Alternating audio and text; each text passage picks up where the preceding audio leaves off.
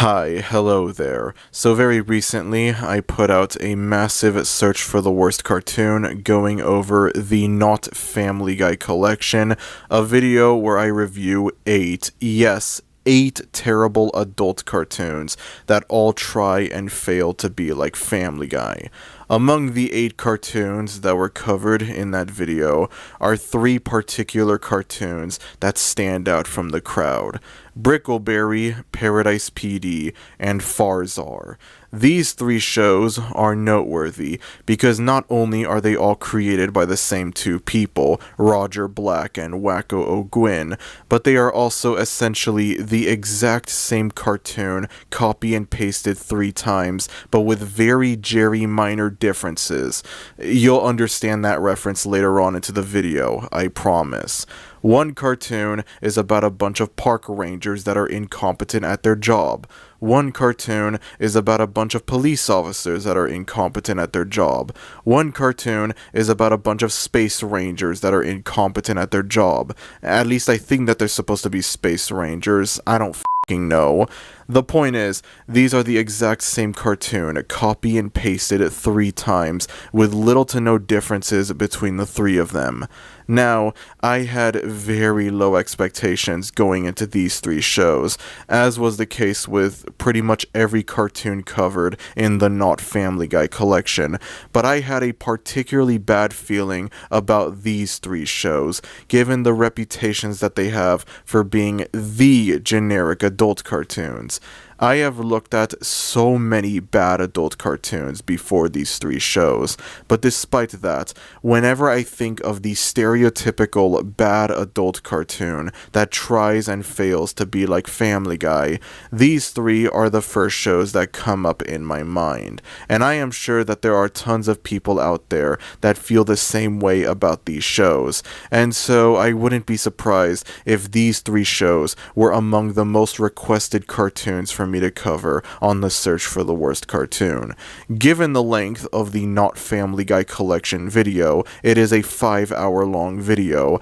I do plan on uploading each of the 8 reviews for each cartoon in the collection as their own separate video in order to make them more accessible. So at some point very soon, you'll get a standalone review for Good Times, a standalone review for Chicago Party Ant, a standalone review for Border Town, etc. And I also plan on uploading standalone reviews for the Roger Black Wacko O'Gwyn trilogy. But I also figured, because these 3 shows are from the same creators, because they're all essentially the same show copy and pasted, and because these are presumably some of the most requested cartoons for me to review on the search for the worst cartoon, I figured it wouldn't hurt to upload the 3 reviews for these shows together as their own video, separated from the Not Family Guy collection. Now, there is something very important that I want to bring up before I go into these 3 shows. I am reviewing these shows out of order. Brickleberry was chronologically the first one of these shows to be released, lasting from 2012 to 2015, followed by Paradise PD, which lasted from 2018 to 2022, and finally you have Farzar, which only lasted for 1 season in 2022. However, for the Not Family Guy collection, I used a wheel to choose which of the 8 cartoons in the collection I would review at random, which meant that I ended up reviewing these 3 shows out of order. I reviewed Farzar first, followed by Brickleberry, followed by Paradise PD. Now, these shows are mostly separated from each other, keyword being mostly. You don't have to watch Brickleberry or Paradise PD in order to understand what happens in Farzar, which is a positive, I guess. But even then, I don't want to put these 3 reviews in the order of when these shows came out. I don't want to put the Brickleberry review first just because it was chronologically the first of these 3 shows to come out, because I frequently compare Brickleberry to Farzar in the review for Brickleberry, and so if I put these reviews in order of when these shows came out, that'll make things really confusing. And so because of this, I have no choice but to review these 3 shows out of order. Now, the Roger Black Wacko O'Gwyn trilogy is awful. I don't think anyone is going to be surprised by that. These two might genuinely rival Vivian Medrano for the title of most talentless cartoon creators of all time.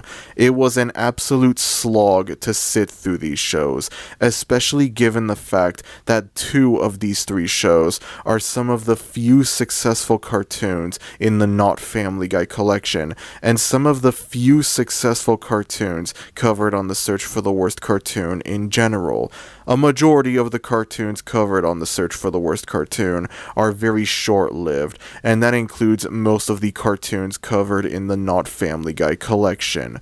Farzar is mercifully among these short-lived cartoons, lasting only 1 season and 10 episodes, but Brickleberry lasted for 3 seasons and 36 episodes, while Paradise PD lasted for 4 seasons and 40 episodes, and I watched every single f***ing episode of these 3 shows. 86 episodes in total. It was unsurprisingly very painful and very hard to sit through. The Not Family Guy collection Search for the Worst Cartoon was easily the most exhausting video for me to work on, and these 3 shows right here definitely played a big part in that. With all that said, though, I hope you enjoy me suffer through the Roger Black Wacko O'Gwyn trilogy. 3 cartoons that are essentially the same thing, and yet I have a surprising amount of things to say about each one despite that. Join me as I go over 3 cartoons from what are quite possibly the worst cartoon creators of all time. In terms of talent, at least. I don't know. I'm sure Roger Black and Wacko O'Gwyn are great people, you know. I don't doubt that they're saints when compared to John Crickfalusi or the Mighty Magiswords guy or whatever. We're only looking at this from a talent perspective, okay? Yeah, I don't know what the hell I'm talking about. Let's dive into the trilogy, shall we? Okay, that's 1 cartoon down, 7 more to go. What shall be the next cartoon covered on the Not Family Guy collection? Of course, what's better than looking at 1 crappy Netflix cartoon that only lasted 1 season and 10 episodes, looking at 2 crappy Netflix cartoons that only lasted 1 season and 10 episodes. What a joy.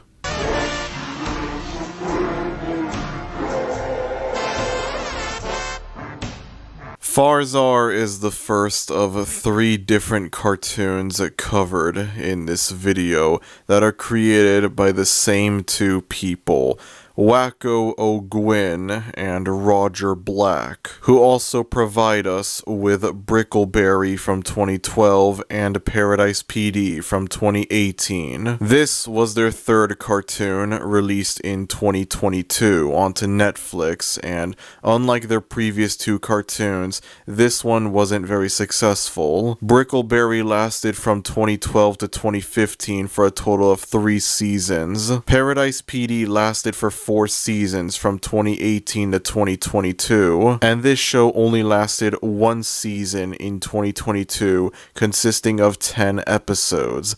This was the only one of their 3 cartoons that was unsuccessful. I gotta be honest, I wish I was looking at these 3 shows in order of release. I wish I was looking at Brickleberry first, and then Paradise PD, and then Farzar. But I guess the almighty wheel had different plans for me, and I must respect its wishes. I'm sorry. Alright, first and foremost, I have to say something. I keep seeing this guy in the promotional artwork and images and whatever for this show, and I think that he is the titular Farzar. But no, that's not the case at all. Farzar is the name of the planet that this show takes place on. And this guy right here has the nowhere near as memorable name Renzo. Renzo acts as the leader of this city, this utopian city in Farzar. A utopian city that's just sealed away, domed away from the rest of the planet. Renzo is voiced by the late Lance Reddick, and given how this show came out in 2022, and I believe he also died in 2022. This was one of the final roles he did while he was still alive, which is incredibly depressing for a multitude of reasons. Now, I was aware of both Brickleberry and Paradise PD long before I started the Not Family Guy collection, and something that I've heard people say about these two shows is that they are more or less the exact same show. They have the same character stereotypes, they have the same style of humor, they feel like they're like the same cookie cutter copy and paste cartoon. The only real difference is that one show focuses on park rangers and the other show focuses on police officers. Besides that, yeah, these are essentially the same show. Mind you, as of recording this segment, I still haven't watched either show, but just looking through promotional images for both shows, it doesn't take a genius to notice, yeah, they feel very similar. I think they are more likely than not the exact same show. And so I went into Farzar. I went into their third cartoon thinking this was going to be different in some way. I went into this thinking it wasn't going to be a rehash of Brickleberry or Paradise PD. Well, guess what? It is. Granted, the sci-fi fantasy setting of the show is doing some seriously heavy lifting to convince me that yeah, this show is different from Paradise PD or Brickleberry, but this follows the same story template that those other two shows follow. And again, I haven't seen the other two shows, and yet just looking at promotional images for them, I can tell, yeah, they're basically the same show. And this, again, is the same show as well. However, I will say, if either one of them are like Farzar, then oh God, I am in for an absolute nightmare, especially given the fact that, again, this was the only one of the three cartoons these two people put out that turned out unsuccessful. I say this with no hyperbole. I very carefully thought about this, but I think Farzar might be the worst cartoon I've ever seen. We're only 2 cartoons into the Not Family Guy collection out of 8 f***ing cartoons, and already I've found a potential contender for the worst cartoon I've ever seen. I honest to God think this is worse than Biatches. And that is saying a lot right there, because Biatches is a whole nother level of wretched that I have never seen before in a long time. For one thing, Biatches only lasted 6 episodes. Farzar lasted 10 episodes.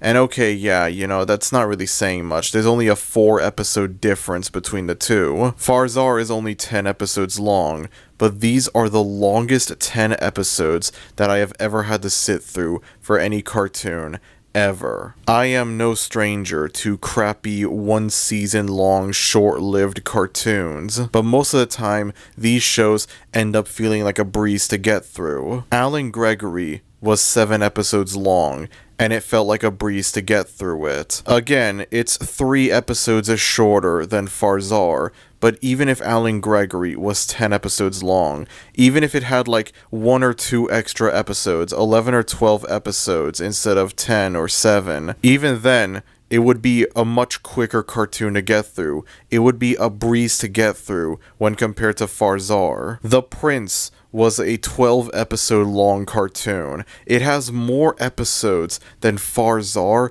and yet it felt quicker to get through in comparison. Hoops only lasted 10 episodes. Hoops and Farzar have the same exact number of episodes in them, and Hoops felt like a much quicker cartoon to get through. This thing is only 10 episodes long, but it is a slog to get through. It is an absolute f***ing chore. And the second reason why I think this is worse than Biatches is, even though Biatches is absolutely abhorrent, something truly wretched, the episodes are incredibly short. I will give it that. That is the only redeeming quality of Biatches. Every episode is ridiculously short, only lasting about like 3 to 5 minutes long. It is very painful and very hard to get through, but it's also very short as well. And then meanwhile with Farzar, every episode is long and I mean long. You have episodes that last as long as like 28 minutes, 29 minutes. You have episodes that are almost 30 minutes long. 30 minutes of some of the most unfunny garbage I have ever seen in my entire life. Most of the time, when I watch these short-lived one-season cartoons, I don't find them to be very funny. However, they do have the occasional funny moment in them. There are extremely rare moments in Alan Gregory where I laughed. There are moments in Hoops where I laughed. I found Hoops to be funny occasionally, surprisingly enough. With Farzar, though, I never laughed. Once. I never laughed a single time. I never looked at a joke and I thought, oh, you know, that was kind of funny actually.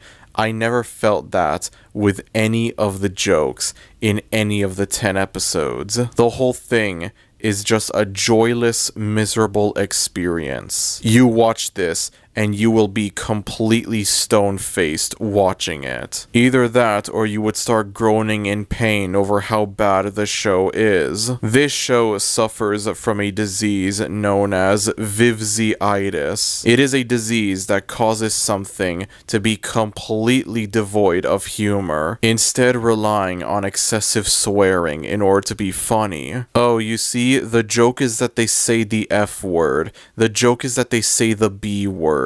The joke is that they say the SH word. That's it. That's the joke right there. There's no actual attempt at making a funny joke. There's no actual attempt at comedy. There's nothing like that. And it seems like Farzar over here has caught a rare variation of vivziitis, which causes it to not only rely excessively on swearing in order to be funny, but also rely on gross out humor in order to be funny. The amount of disgusting shit that is in this show, the amount of toilet humor that is found in this show is incredible. It really is. It feels like it's trying way too hard to be funny. It's trying way too hard to be edgy. It's trying way too hard to be offensive.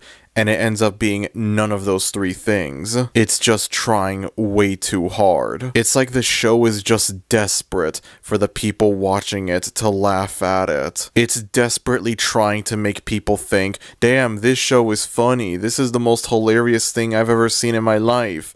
And it's just failing miserably at doing so. I haven't seen a case of vivziitis this bad in a very long time. It is an absolutely horrible disease that I would never wish on my worst enemy. The good news is, though, ever since the first discovered case of vivziitis on October 28th, 2019, scientists all around the world have been trying to find a cure for it. And I'm sure that one day we will have a cure for vivziitis. We will eradicate vivziitis once and for all. If you or a loved one are showing signs of vivziitis, please call your doctor immediately. So anyways, this show takes place on the titular planet Farzar. Again, I have to get used to the fact that this guy is not named Farzar. Farzar is the name of the planet and not this guy. Where we have Renzo, who I guess is like the leader of this utopian city that lives on Farzar. This utopian city that is isolated, domed away from the rest of the planet. And alongside Renzo, you have his wife, who is an elderly woman, because of course it is. You can only imagine the amount of extremely disgusting jokes that are made between these two characters throughout the show, in which, yes, there are a lot of disgusting jokes with these two characters. And then you have Renzo's loser son, Feichel. Yes, Feichel. It's Michael, but he's spelled with an F for some reason. And I think he's the actual main character of the show. I went into this thinking Renzo would not only be named Farzar, but he would also be the main character, but no, he feels like a secondary character. He's like a side main character, and then Feichel is the real main character. I mean, it's not like the show would be any better if Renzo was named Farzar and he was the main character, but still. Feichel is Renzo's loser son. Oftentimes there are jokes throughout the show where Renzo is a bad father to Feichel in terms of ignoring him and not caring about him and whatever. I would complain about this, but you know, I'm sure there's some way for this to be funny. I'm not gonna be a Puritan and act like a father not caring for his son all that much is inherently unfunny. It's impossible to make that funny. The problem is that it's part of the worst cartoon ever made. And as you'll see later on, you'll realize, yeah, this is the least of the show's problems. In the first episode of the show, Feichel gets a team together called the Shat Squad. Of course, that's what it's named. And it's here where we get to meet the rest of the wacky, outlandish characters that this show has. None of these characters have anything particularly noteworthy about them. None of these characters, I remember their names, and I don't care to remember their names. So starting off, you have this robot guy who, I guess his whole thing was, he used to be a human. He used to be a full-on human. And then with every battle he would go on, he would lose a part of his body and have it be replaced by a robotic part, before eventually losing all of his human body parts and becoming a full-on robot. In one of the episodes of the show, it's revealed that he only has one human body part remaining. And what are the odds? It ends up being his PP. How hilarious. And then he ends up losing it, and it gets replaced by a robotic PP. No, I'm not gonna show off any of this, okay? I'm sorry to all of the clankers watching this, but that's not gonna happen. So then you have these two girls who are like mixed together, I guess. They're like a hybrid of each other. On one side, you have this sweet girl who's like a teacher, I believe, and she's also Feichel's love interest. Feichel has a crush on her. And then on the other half, you have this like punk edgelord, I don't know, girl who's all obsessed with like violence and whatever. The whole joke is that they're complete polar opposites, and I feel like this does have the potential to be funny, but you know, given the show that we're talking about here, it's not funny. And then you have this scientist character who is the inventor of the team. And so throughout the show, there are all of these like jokes included about how like he has like a dark past, I guess. I don't know. This scientist guy in one of the episodes creates a creature named Billy. Yeah, this is the only one of the characters that I bothered to remember the name for. And he's like this mutant hybrid of different animals because, you know, the random equals funny, I guess. He also talks in broken English because that's funny as well. And then finally you have this pink Stitch looking abomination who is the Stewie of the cartoon. Now, I'm gonna make a prediction right here. Every cartoon covered in this video is going to have either a Brian or a Stewie. A quirky, lol random character that's very easy to market. Stewie is funny because he's a baby and he does things that babies don't do. Brian is funny because he's a dog and he does things that dogs don't do. And this character right here, I could see him being like the Stewie of the team. Or the Brian, I'm not sure. In terms of being like the quirky, like random character. The very easy to market character. If this show was actually successful, God, I can't even imagine what that timeline would look like. For sure, they would try to minionize this character and make him like this funny, quirky character that everyone loves. Good Times had a Stewie in it, and now this has a Stewie in it as well. The whole thing with this character is the very original and totally not cliche thing where, oh, he looks like he's cute and adorable, but he's actually like violent and dangerous. You know, this joke that I've never seen before in any cartoon ever. His whole thing is that he is absolutely addicted to chaos of any kind. Every time there's some form of intensity going on, he becomes obsessed with it, wanting more and more chaos to happen, which only further adds to the lol random nature of this character. And it would probably be funny if, number one, this wasn't Farzar, and number two, this wasn't something that every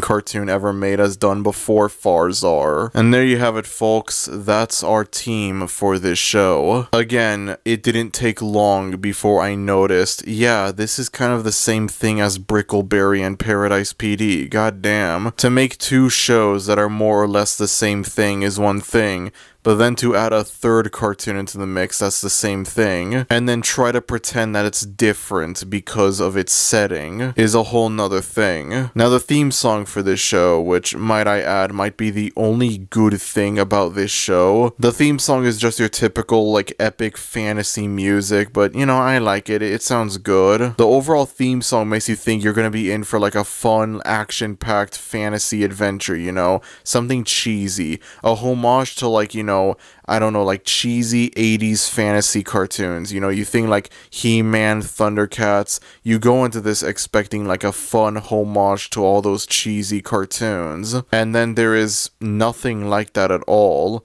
This is just your standard Family Guy clone, and I'm talking about it in this video full of other Family Guy clones, like this is some kind of not Family Guy collection or something. There's barely any action in the show. The main villain of the show is Bazarak. I think this character has the potential to be funny, and yet he just isn't. More or less, he ends up being the exact same thing as all of the other characters. Even though he's supposed to be the villain of the show, in a majority of the episodes, he isn't really like, you know, attacking the city or whatever. He's not like going against Red, what the f is his name again?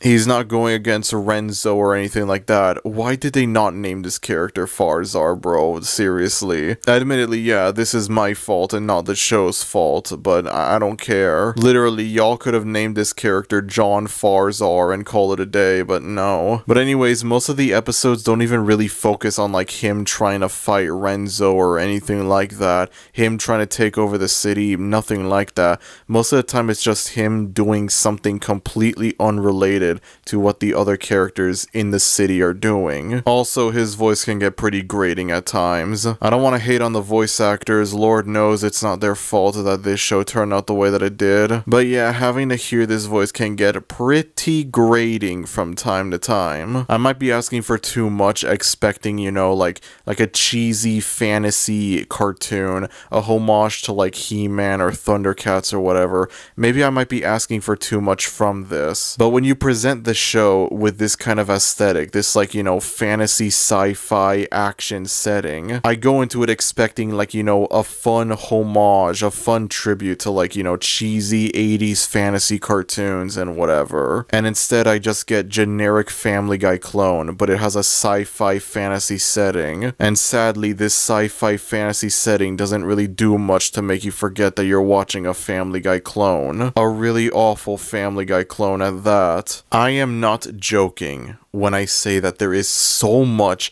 gross out stuff in this show. So many close-ups of like unappealing imagery and whatever. I do not recommend eating while watching this show. I genuinely don't. There's no actual funny jokes in this show. It's just the characters swear and that's it. That's the joke. There's something gross and unappealing. That's it. That's the joke. I almost feel bad for the artists and animators that had to work on this show. I mean, yeah, okay, the show doesn't look very good visually. You know, the kind of unique stylized art style that Good Times had? Yeah, say goodbye to that. I hope you're ready for every other cartoon in the Not Family Guy collection to look like this. But even then, I can't imagine being like an overworked, underpaid Netflix employee and you have to like animate this show, you have to draw this show, all of the extremely gross, disgusting things that are in this show, the many hard to sit through sexual jokes relating to this elderly woman. Some underpaid, overworked animator at Netflix had to work on this thing. They had to animate this thing. This is like some monkey's paw type shit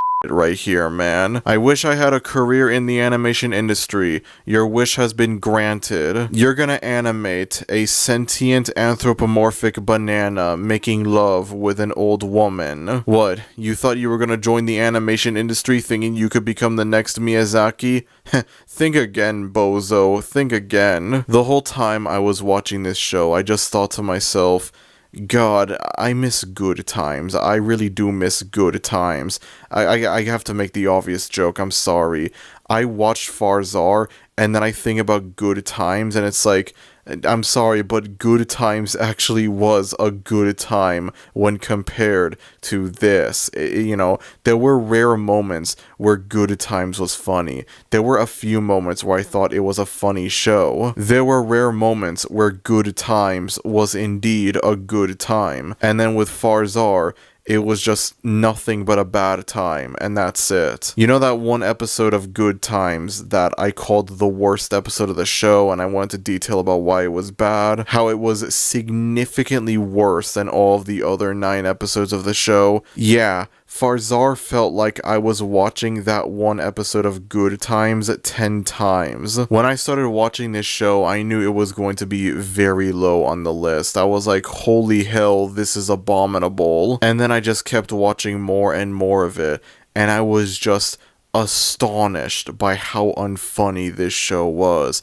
There is not a single funny joke in this show. This thing is the antithesis of comedy. There are several moments throughout this show where it feels like, nah, we're not ripping off Family Guy hard enough. Let's include cutaway gags. Good Times, for what it's worth, didn't have cutaway gags in it. Again, Good Times is technically not a ripoff because, Seth MacFarlane was involved with the show's production, but I don't care. And more often than not, these cutaway gags end up being the most unfunny thing I've ever seen in my life. This is a cartoon that is like, you have to watch it in order to truly understand how bad it is. You have to watch it in order to truly understand how unfunny it is. But I don't want any of y'all to go through that, okay? I don't want to torture y'all with that. And the sad thing is, there is a non-zero chance that this doesn't end up being the worst cartoon covered in this video. This is significantly worse than Good Times. Good Times is indeed a good time when compared to this. It is a masterpiece. It is a work of art when compared to Farzar. And yet, there are still 6 cartoons remaining. And who knows, any one of these cartoons could dethrone Farzar to become not only the worst cartoon covered in the Not Family Guy collection, but also the worst cartoon that I've ever seen. I genuinely had to think to myself, is this really the worst cartoon, or is Biatch's the worst cartoon? But then I thought about it more, I kept watching the show more, and I think, nah, this is the worst one. Because again, Biatch's, for as awful and torturous as it was, at least it was short. At least I could sit through the episodes quickly. They were extremely painful, but they were short and quick. Farzar's episodes are, again, around like 30 or so minutes, 29 minutes, whatever. These are long f***ing episodes. 10 episodes, most of them are around like 25 to 29 minutes long. And they're all some of the most unfunny garbage I've ever seen. I genuinely hate this show. I really, truly hate this show. This is only the 2nd cartoon covered in this video, and already I am this angry at a show. Already I am this offended at the idea that a cartoon can indeed be this bad. Jesus, man. Let's move on to the next cartoon. Here's hoping it ends up being an absolute masterpiece when compared to Farzar. Alright, we're almost halfway into the Not Family Guy collection. Let's see what the next cartoon will be. F*** me, man. I guess it was inevitable.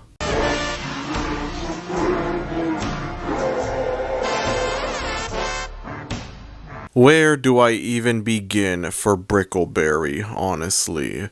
Well, I'll start off by saying I was not looking forward to watching this show, not at all. Long before I even came up with the idea of the Not Family Guy collection, I always looked at Brickleberry as being the textbook definition, the quintessential example of the generic adult cartoon. The poster child for the generic adult cartoon that tries and fails to be like Family Guy. And I was not looking forward to it for a few reasons. Number 1, this is yet another cartoon from Roger Black and Wacko O'Gwyn. This is the second cartoon that is part of the Black O'Gwyn trilogy. It was the first one to come out chronologically, but it's the second one we're looking at. And I must remind you all that these two made Farzar, which currently stands as the worst cartoon I have ever seen. After being amazed by how awful and unwatchable Farzar was, I was not looking forward to this show or Paradise PD, especially given the fact that, once again, I must remind you all, Farzar is the one unsuccessful show that they put out. Farzar only lasted 1 season and 10 episodes. Brickleberry, in comparison, had a much longer lifespan, lasting from 2012 to 2015 for a total of 3 seasons and 36 episodes. This is one of the very few successful cartoons to be part of the Not Family Guy collection, and one of the very few successful cartoons I've covered on the search for the worst cartoon in general. I mean, it wasn't super successful, you know, again, it only lasted 3 seasons and that's it. It only had 36 episodes, but for Search for the Worst Cartoon standards, this thing had a long, lengthy lifespan. The show ran for 3 seasons before getting cancelled in early 2015, which, I gotta be honest with y'all, maybe it's because of the large amount of short-lived 1-season cartoons that I've watched on this series. I mean, I literally just reviewed 3 short-lived 1-season cartoons in a row prior to Brickleberry over here, but the idea of a show that lasted for 3 seasons getting cancelled and not having a proper ending or anything like that feels very off to me. It feels very weird and alien, like I'm not used to it. I have sat through so many different cartoons on this series that were cancelled after only 1 season that I look at this show and it's like, wow, it got cancelled after 3 seasons? That's not right. What do you mean this thing didn't have a proper finale? And as someone who begrudgingly sat through all 36 episodes of the show, yes, I can confirm the final episode of the show is just a normal, ordinary episode. Nothing to convey that it's a finale in any way. Nothing to convey that it's a season finale, much less a serious finale. I prepared myself for the absolute worst going into this show,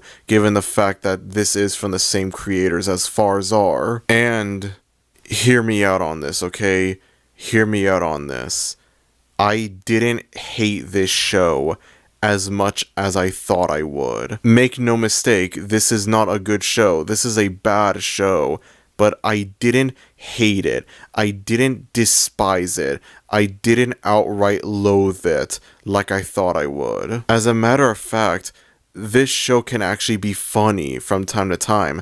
There are occasional moments where this show can actually be funny. There are moments where occasionally I would laugh watching this show. This show can be really funny from time to time, believe it or not. It's not extremely funny all the time like it should be, but you know what? I laughed more times watching this show than I expected. I thought I would laugh maybe 1 or 2 times throughout the entire show, or I would not laugh once watching it. But instead, I found myself laughing at the show from time to time. Sometimes it can be funny. Sometimes the show can actually be good. It is a massive improvement from Farzar, which I just did not laugh once watching Farzar. And yet, despite all of that, this show is more miss than it is hit. And when the show is bad, it is really bad. So the show takes place at the titular Brickleberry National Park, where we focus on all of these park rangers who try to take care of the park. Our main character is Steve Williams, who is a complete bumbling idiot. Lots of times throughout the show, the joke is that he is incredibly incompetent at his job, and sometimes it can be funny. Keyword sometimes. I've brought up before how the Black O'Gwyn trilogy is just the same show copy and pasted 3 different times. And I think on this second cartoon, you're gonna start to notice the similarities between this and Farzar. There are a lot of parallels, a lot of similarities between Steve and Feichel from Farzar, the bumbling idiot main character who is extremely incompetent at what he's supposed to do. And then moving on from that, we have Denzel, who is Steve's best friend, and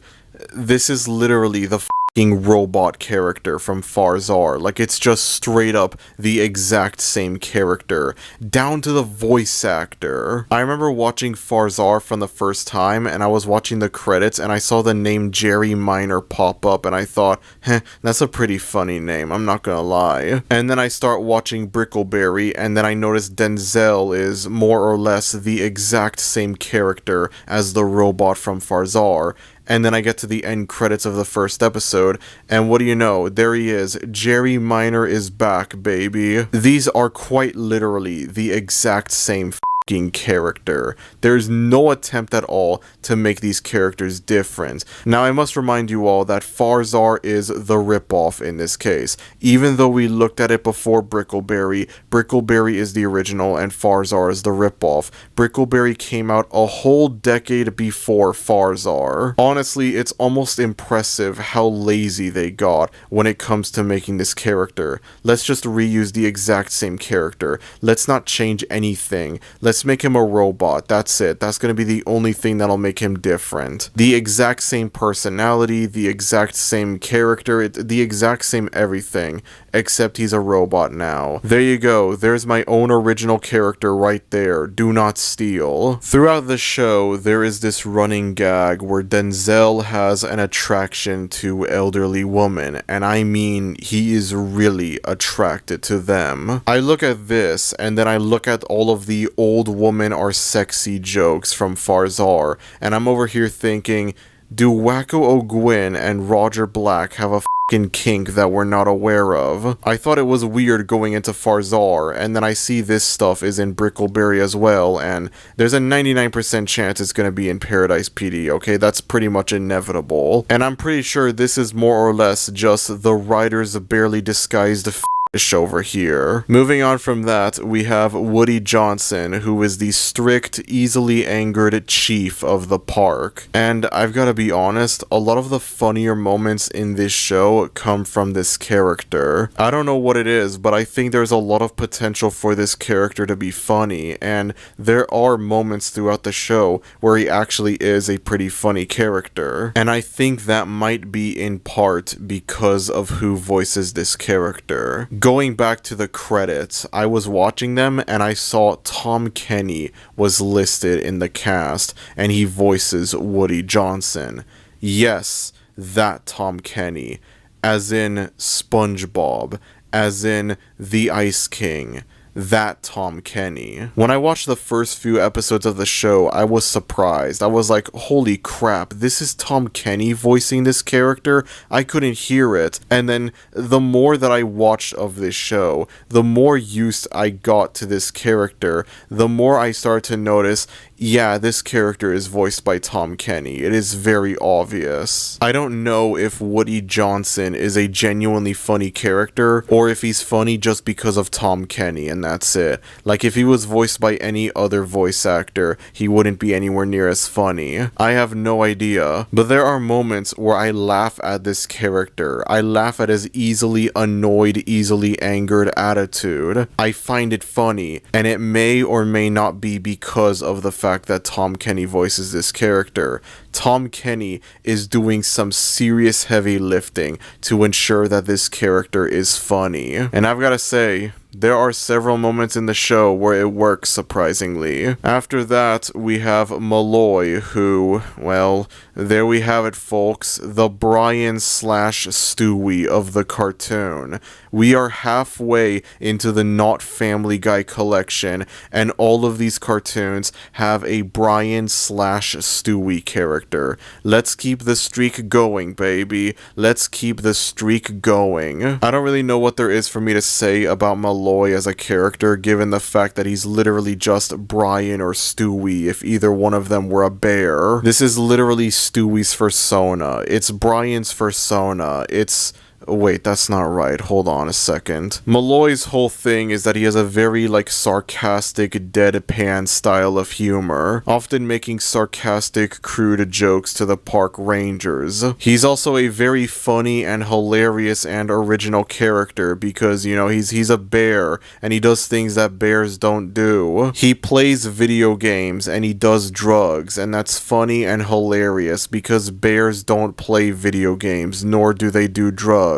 Well, okay, no, on very rare occasions they do drugs, my mistake. This is such a funny and original character that I've never seen before in any other cartoon. Could you imagine if this character was a baby or a dog? That would be crazy. Moving on from that, we have Ethel, who, she's the girl. That's it. That's her character. Her main role in this show is to be the girl character of the show. There is nothing to say about her as a character. I guess maybe she's an original character, I forgot to mention this when talking about Woody, but Woody, I guess, is an original character. There's no Farzar equivalent or anything like that. Maybe Renzo could be the Woody of Farzar. I'm not sure. I guess there are a few similarities between the two, but not enough to really say they're just the same character copy and pasted. Malloy and the Pink Stitch Stewie monstrosity are mostly different characters. The only thing they really have in common are they are the Brian / Stewie of their respective shows. And then Ethel over here, I guess, is a mostly original character. She's not really all that similar to the hybrid girl characters from Farzar. I guess they're both similar in the sense that their main roles in these shows are to be the girl character, and that's it.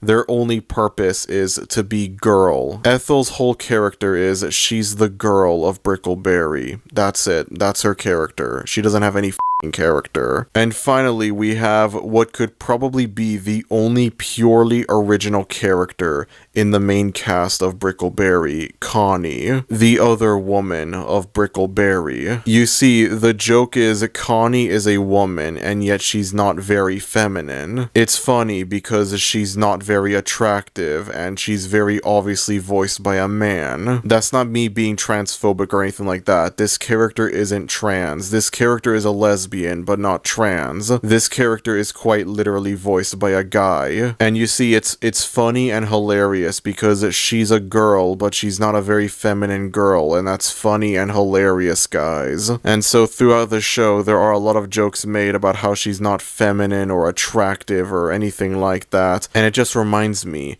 we're halfway into the Not Family Guy collection, and I think Brickleberry might be the first cartoon in the collection to have a Meg character. The punching bag of the show, the butt of jokes for the show. I'm so focused on all of these cartoons having a Brian / Stewie character that I never once acknowledged, none of these shows have had a Meg character. Full English didn't have a Meg. Farzar didn't have a Meg. I guess one could argue the protest daughter from Good Times could be the Meg of that show, but I don't know. Brickleberry is the first cartoon here to just straight up have a Meg character. I wouldn't be surprised if it ended up not being the last, though. Finally, there are two characters that I want to briefly bring up. They're not main characters, they're recurring characters, but I still want to bring them up anyways, as they further showcase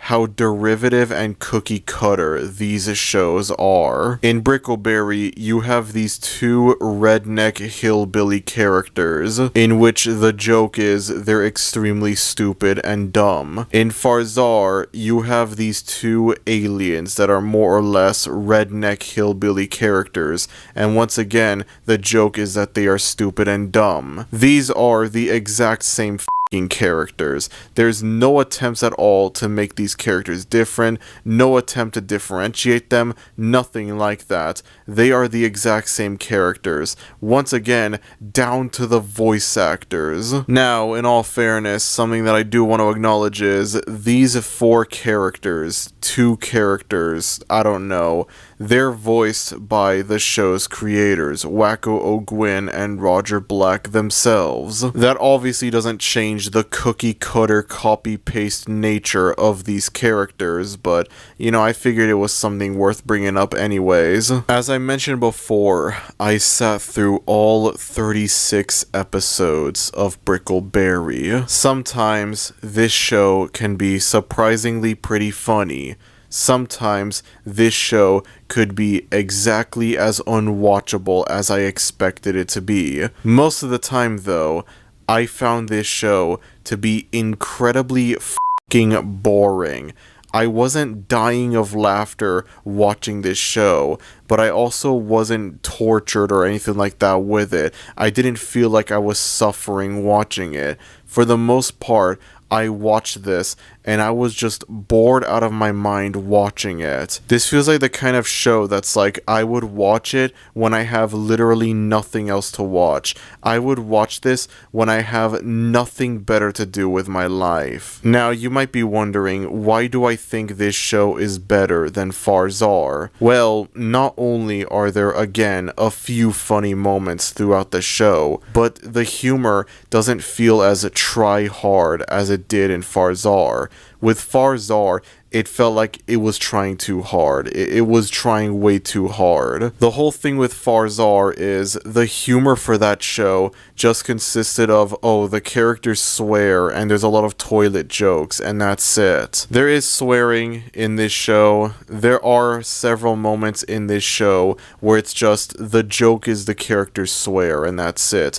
The joke is a character says the F word. A character says the B word. That's the joke. And yes, indeed, there is toilet humor in this show from time to time, but not as much as I would have expected. This thing actually kind of tries to be funny. Farzar didn't even try at all, but with this, I could tell there was an attempt to make something moderately funny, and there are a few moments where it succeeds, actually. If Farzar suffered from terminal vivziitis, Brickleberry suffers from a severe but treatable case of vivziitis. I think it's possible for the show to recover from vivziitis.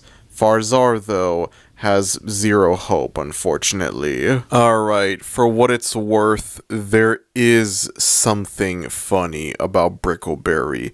There is something that I actually liked about Brickleberry. Now, the theme song for Brickleberry is very simplistic in nature. You have a shot of all of the main characters together, and then it zooms out and you just see the entire park there, and that's it. That's the theme song right there.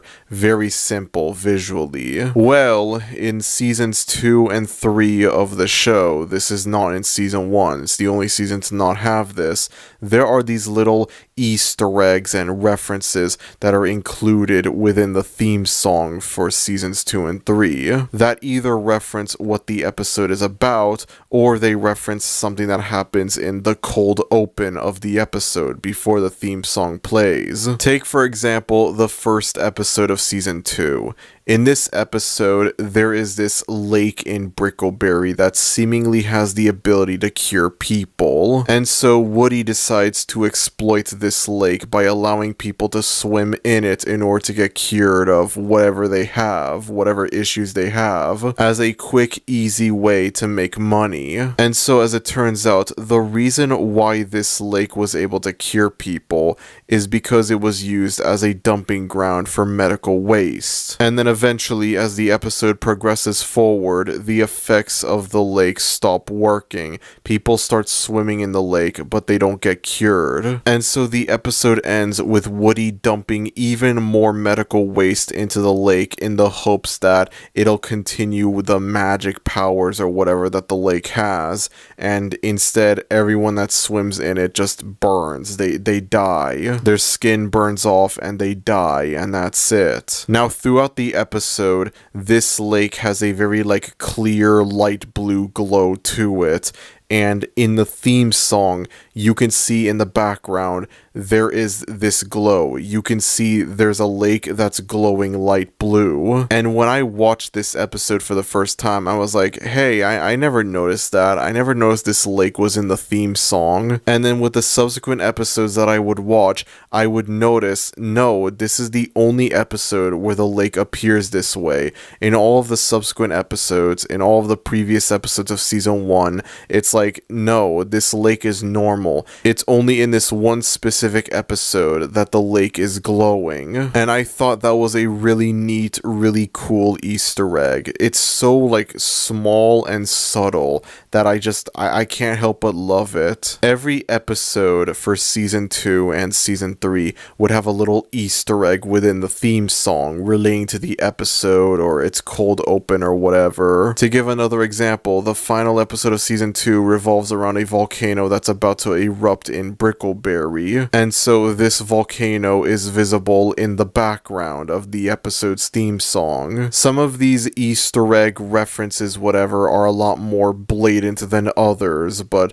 the ones that are very subtle, I can't help but love them. I don't know. I just kind of love the fact that they took the time to change the theme song slightly visually to include like a little Easter egg, a little reference, whatever in it. Even if it's blatant, even if it's subtle, it doesn't matter. I can't help but respect that. There is something kind of charming in seeing this show have what is essentially its own equivalent to the Bart chalkboard gags from The Simpsons theme. Regardless of how bad or unfunny the actual episodes may be, at least I could trust the theme song to provide me with a small chuckle every time there's like a little detail or whatever that's changed. There's a little like Easter egg or reference to like either the cold open or what happens in the actual episode. At least I knew then the episode wouldn't be completely devoid of laughs. Thank you for that, Brickleberry. Thank you, truly. I'm not gonna lie, there was a part of me that thought it would be a bad idea to review these 3 cartoons,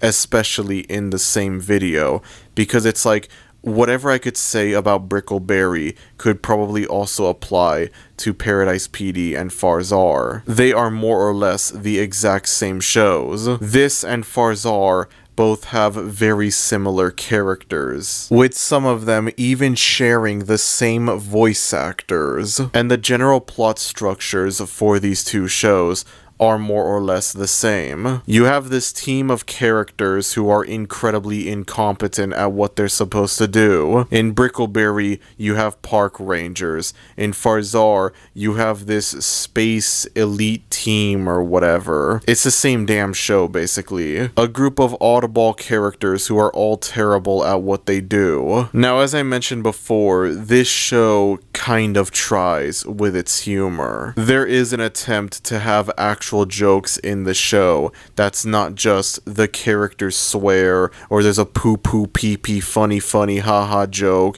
There's like actually an attempt beyond those 2. Lots of times though, the attempts at humor are just tasteless black comedy, edgy comedy. Now I don't have a problem with black comedy or anything like that. I'm not gonna act like, oh, a show should not have offensive humor. I'm not gonna do that at all. The thing with black comedy though, the thing with offensive comedy is that it's very hard to get right. It is very hard to successfully do black comedy. More often than not, a lot of attempts at black comedy end up failing. And, well, is it really any surprise that Brickleberry ends up failing at its dark humor? I would read a lot of different reviews that people put out for the show when it was airing, and a lot of people would compare it to South Park and, indeed, Family Guy. And I can very easily see that. This tries to be like Family Guy in the sense that, like, well, I mean, it's very obvious. We've already established how this is similar to Family Guy. But it also retains the crude, offensive style of humor that South Park has. Except it doesn't do it very well. More often than not, it just feels like the whole show is just, let's see how offensive we can be with the humor. Again, there are moments where the show kind of tries with its comedy.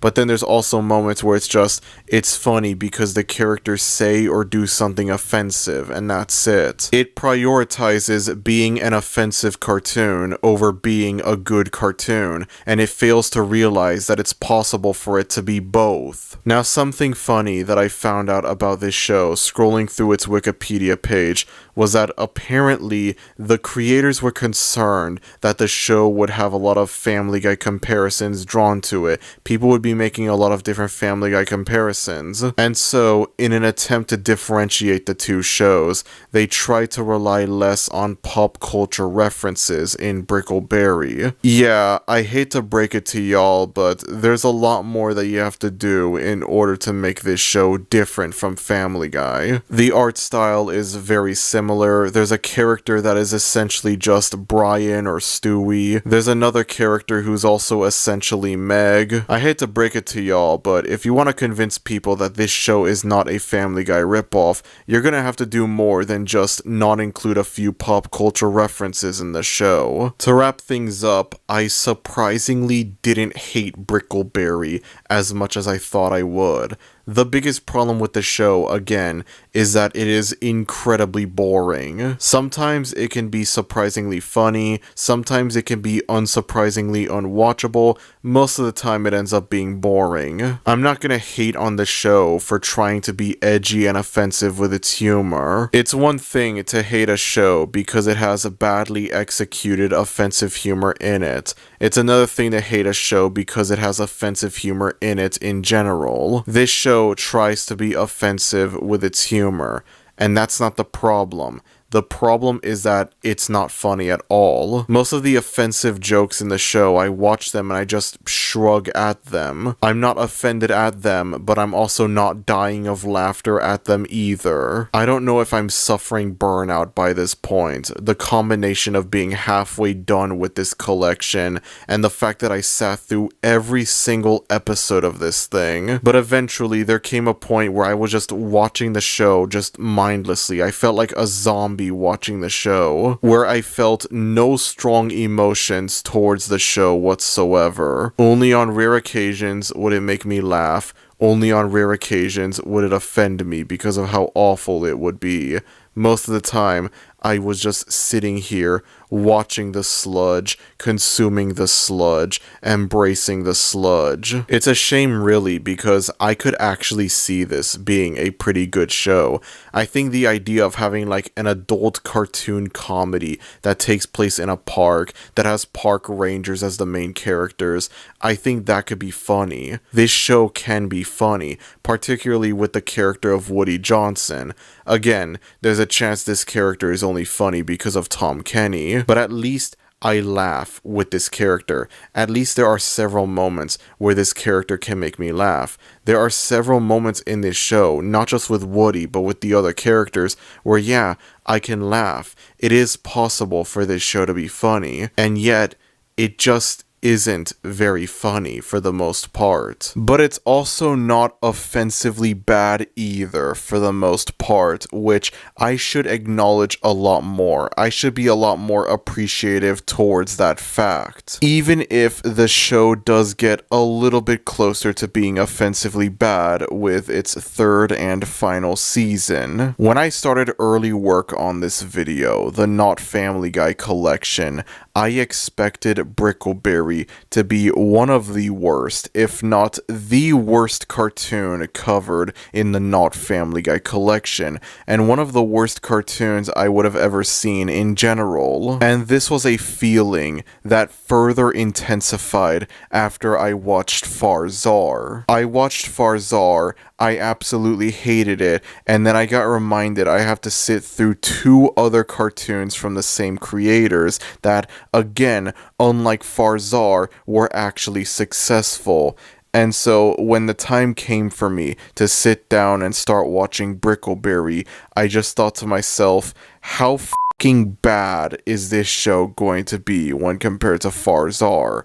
I was not looking forward to it at all. And then I start sitting through the episodes, and surprisingly, I found the show to be tolerable, at least. I found it to be boring for the most part. It was funny from time to time. It was surprisingly really funny from time to time, but generally I found it to be boring. But at the same time, it wasn't offensively bad like Farzar was. I wasn't angry or offended by it when compared to Farzar, and I found myself laughing at the show from time to time. That was how I felt watching the first 2 seasons of the show, and then I get to season 3, and I feel like now the show gets a little bit closer to reaching the level of quality that I expected it to be going into the show in the first place. Now the show gets closer to reaching Farzar levels of quality. It's obviously still nowhere near as bad as Farzar, but it is a little bit closer when compared to seasons 1 and 2. Maybe by that point I started to suffer from burnout, I started to suffer from fatigue, I don't know, but it felt like there were fewer funny moments in season 3 when compared to in the first 2 seasons. And then in contrast, the gross out humor that I frequently criticized Farzar for, yeah, it was always in Brickleberry from the start. The first 2 seasons did have gross out toilet jokes in them, but I feel like in season 3, they started to become a little bit more common, and I think that just made season 3 a worse experience for me. It almost makes me glad the show got cancelled after season 3, because I can't imagine this getting a season 4, season 5, season 6, whatever, and the show just continues to get worse and worse in quality. I start watching the show expecting it to be the worst thing ever made, and then I watch the first 2 seasons and it's like, yeah, it's not good, but it's also a lot better than I expected it to be. And then with season 3, the show comes a little bit closer to being the level of quality that I expected it to be going into it. And then for all of the hypothetical future seasons, I could see the show getting worse and worse and worse. The surprisingly, occasionally funny nature of the first 2 seasons would go away more and more. The offensively bad moments, the excessive toilet humor would become a lot more rampant in the subsequent seasons. And so just like that, Brickleberry would become the awful, unwatchable show that I expected it to be going into it for the first time. But thankfully, that ended up never happening because the show got cancelled after season 3. Thank God for that. Not like it really matters though, because Roger Black and Wacko O'Gwyn would go on to create 2 cartoons, one of which is, again, the worst cartoon I have ever seen. Again, there's a very real possibility that maybe it was just burnout, fatigue I was suffering from. Maybe there wasn't actually a drop in quality in season 3 when compared to the first 2 seasons. But regardless, I feel grateful for the fact that this show was cancelled while it was still an okay watchable show. And there are funny moments in season 3. There are moments in season 3 where I laughed. In the penultimate episode of the show, the Rangers open up a summer camp at Brickleberry National Park,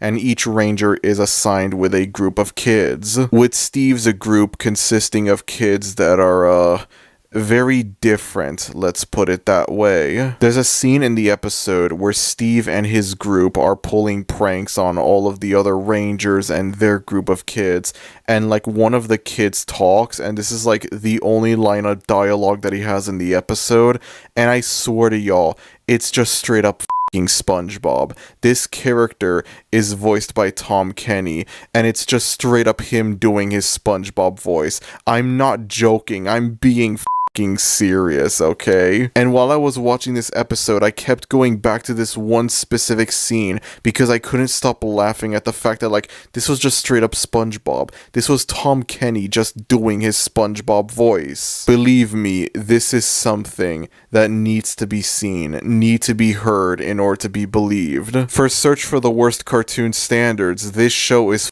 hilarious. I was so surprised. This thing made me laugh a decent amount of times. Even if a majority of the surprisingly funny moments from this show come from one character, and more specifically his voice actor, at least it's better than nothing. Of the many bad adult cartoons covered on the Search for the Worst Cartoon, I think this is one of the funnier ones, unironically. This might have the most unironically funny jokes in it out of all of the adult cartoons covered on the Search for the Worst Cartoon. That surprised me, honestly. Would I ever rewatch this show again?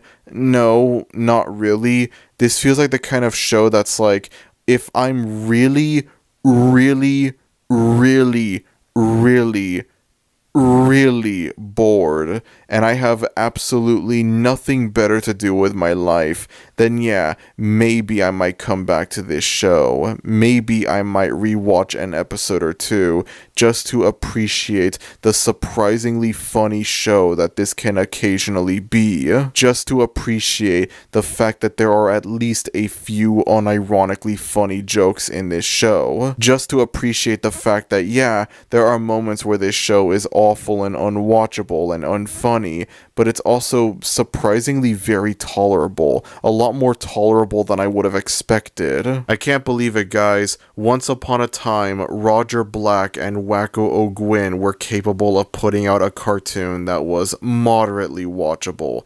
Very heavy emphasis on moderately. Anyways, let's move on, shall we?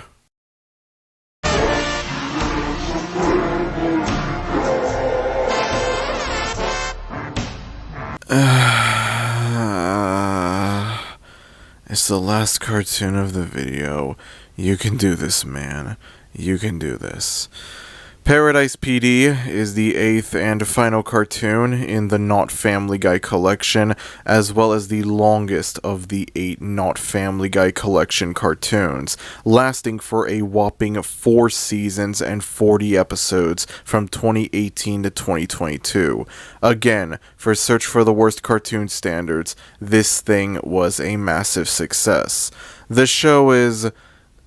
You know what, I'm just gonna say it right off the bat. I see no reason to delay the inevitable.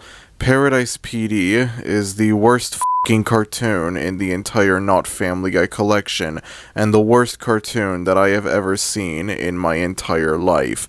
Ladies and gentlemen, I swear I didn't plan for it to be this way, but we have saved the worst for last. As soon as I started watching the first episode of this show, it was already very apparent that this was not going to be an easy cartoon for me to sit through. Paradise PD takes place in the town of Paradise, and it focuses on the town's police squad, who are all incredibly incompetent at their job. Wow, what an original and unique concept that I've never seen before, especially not in this video. Could you imagine if these characters were park rangers instead of police officers? That would be crazy.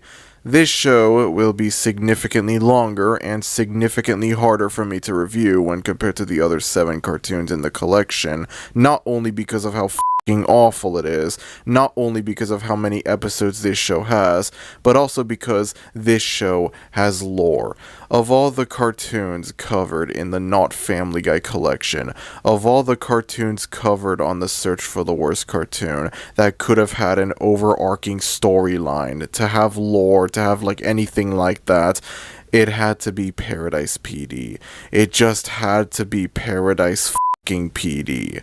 Before we get into that, though, let's have a look at our boys in blue. Well, okay, and also girl in blue, and dog that's not in blue, shall we?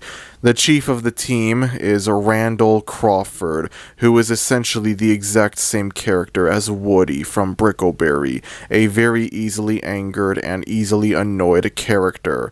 As a matter of fact, Tom Kenny also voices this character as well, and just to refresh your memory, yes, I am talking about the Tom Kenny, as in SpongeBob, as in the Ice King, that Tom Kenny.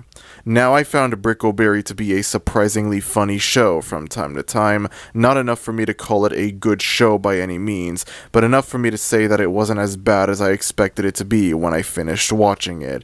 And Woody, I think, played a part in that. Some of the funnier moments of the show came from Woody. I don't know if Woody is a legitimately funny character, or if he's only funny because it's Tom Kenny that's voicing him, but regardless, at least this character helped contribute to the not as bad as I expected it to be vibe that I got from Brickleberry.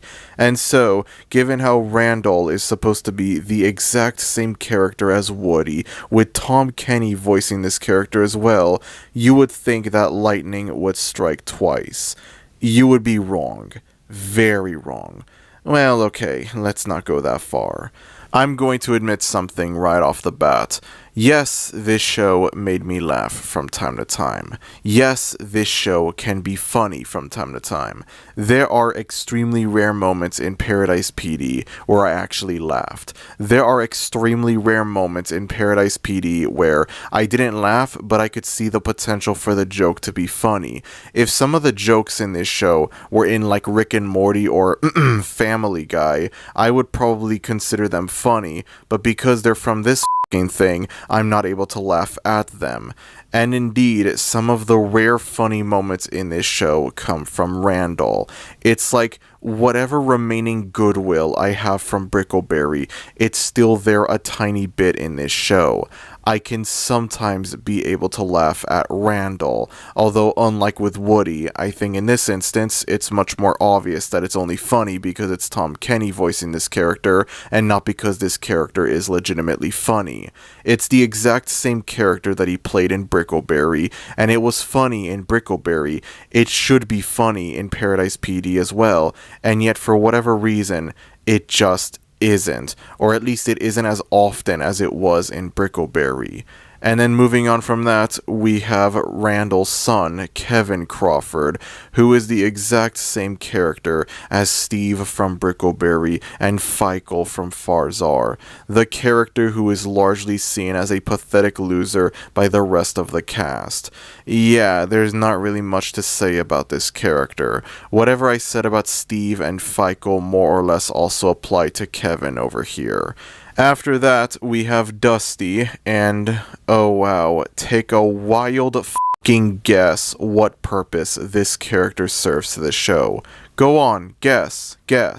I do wonder if the morbidly obese nature of this character is a frequent source of humor in this show. Nah, the writers are much more clever and original than that. There's no way they can have a character on this show whose whole thing is, it's funny because he's fat, with absolutely nothing to make him stand out from the other it's funny because they're fat characters that were featured in the other shows covered in this video. Surely there's gotta be more to this character than just the fact that he's fat, right? Right? Then we have Gina, the sole female member of the police force. Her whole thing is that she has a violent temper, often punishing the criminals in Paradise in a cruel, unhinged manner. She's also sexually attracted to fat people, and so there are a lot of scenes in the show where she is thirsting over Dusty, and oftentimes Dusty is completely oblivious to this. You see, guys, it's funny because it's SA, and that's funny and hilarious. I really want to make a Valentino and Angel Dust joke right now, but unfortunately I can't think of any to make. Sorry about that, folks. It's also funny because not only is this character fat, but he's also incredibly f***ing stupid. Fat and stupid. This truly is the most original character I have ever seen in any cartoon ever. There's this whole thing in the latter half of the show where Kevin develops a crush on her and tries to confess his feelings to her. Eventually she starts to develop feelings for him back, and there's this whole thing where like Gina has a bullet lodged into her brain, and that's what causes her to have this violent temper, and near the end of season 3 she gets the bullet removed and the two of them prepare to get married. However, the plot happens and that prevents them from getting married. I'm sorry, it's a bit hard for me me to go over some of this stuff without getting too deep into the plot, alright? We're not at that point just yet. We're not at that point. And then we have Hobson, who is this elderly man, and if you remember a certain thing that was brought up in both the Farzar and Brickleberry reviews, then you would know exactly where this is going. Gross out sex jokes revolving around this elderly man, and lots of them. Again, I don't want to go too deep into why this is the worst cartoon I have ever seen just yet, even if it's already very obvious just looking at the previous shows I reviewed from these two, Roger Black and Wacko O'Gwyn. Then there is Bullet, and yeah, it's obvious where this one is going, folks. This is the Brian/Stewie of Paradise PD. It's official. Every cartoon in the Not Family Guy collection has a Brian/Stewie ripoff character in them, except for Chicago Party Ant. Bullet's whole thing is, get this, he's a dog, and he does things that dogs normally don't do. What an insanely funny and original joke that has never been done before in any cartoon ever. I find it weirdly poetic, the fact that the first cartoon covered in the collection has the most explicitly blatant Stewie ripoff of these 8 shows, while the final cartoon covered in the collection has the most explicitly blatant Brian ripoff of these 2 shows. You know, it's like, I swear I didn't plan for it to be that way, but it's just like, it's such a beautiful coincidence. It really is. Now I must wonder what a show focusing on these 2 characters together would look like. Bullet is supposed to be a drug-sniffing dog, and you see, it's funny and hilarious because he secretly loves drugs. This whole character is essentially just dude, weed, lamau. There is literally nothing else to this character. It is as unoriginal and unfunny as you can get. I'm pretty sure there was an early episode of Family Guy from like the pre-cancellation era, from like the first 3 seasons of the show, where Brian becomes a police officer and he starts getting addicted to coke. So like this whole character and his gimmick is even more unoriginal than it already is. Then we have Fitz, and actually, there's a lot of things to say about this character, believe it or not, but again, it largely ties to the lore that this show surprisingly has, so I cannot go over this character just yet. Finally, we have Karen, Kevin's mom, Randall's ex-wife, and the mayor of Paradise. This is a character that's in the show. I genuinely don't know what there is to say about this character. Given the fact that she's named Karen, you would think her whole thing would be that she's extremely rude and entitled, and yeah, there are occasionally jokes where she's like that in the show, but not that often. It doesn't happen enough for me to say that that's her character. There is almost nothing for me to say about her, I'm sorry. And that's it. That's the main cast of this show. Wait, I almost forgot. In the 4th and final season, Karen gives birth to another baby, with Randall naming the baby Kevin, and changing the original Kevin's name to Afkak, or A-hole formerly known as Kevin, in which all of the characters for the majority of the 4th season refer to him as Afkak. And it's like, there we go, just what the show needed for its final season. Another Brian/Stewie ripoff character. A character whose whole thing is, he's a baby, and he does things that babies don't do. It's very funny and very original. And speaking of very funny and very original, the 2 idiot hillbilly characters from Brickleberry and Farzar make their return in this show. I guess, like, now that we have, like, the 3rd cartoon here, I know this is chronologically the 2nd one, but now we have 3 of these cartoons from the same creators that have these 2 characters that are the same thing. I guess it's supposed to be like a running gag, maybe. Maybe it's supposed to be like a recurring thing for these 3 shows, but instead it comes off more like it comes off more as being like they're lazily rehashing the same joke from Brickleberry instead of having it be like a running gag, a recurring thing or whatever. One of them just straight up has the exact same character design as his Brickleberry counterpart, but with a few very Jerry minor differences here and there. On a side note, I regret to inform you all that the GOAT, Jerry Minor, doesn't return in this show. Well, okay, he technically does, but let's not get ahead of ourselves. It's admittedly almost funny how this is just the exact same character design with a few differences thrown in. It's giving off massive 2008 Sonic DeviantArt OC vibes. Do not steal. Hey bro, can I copy your homework? Sure, just change a few details to make it less obvious that you copied me, you know, that sort of thing. There we go. Now we're done with the characters for real this time. Well, that is until we go over the storyline. I have sat through a lot of awful cartoons, and I mean a lot of really awful cartoons. But I mean this from the bottom of my heart when I say that watching this show actively felt like a fucking chore to do. I have sat through many other terrible cartoons, but very rarely did they ever feel like a chore to sit through them. I felt obligated against my will to sit through all 40 episodes of Paradise PD. Why? Because number one, I have sat through every episode of every cartoon covered in this video, with the exception of Crash Canyon, but the reasons I didn't watch every episode of Crash Canyon were out of my control, besides the one obvious reason being that the show was awful. And number two, this show again has lore. I couldn't just pick and choose whichever episodes I wanted to watch. I had to watch the whole thing because otherwise I wouldn't understand certain subplots that happen in some of the later episodes. Let me just say, it wasn't easy to sit through all 40 episodes.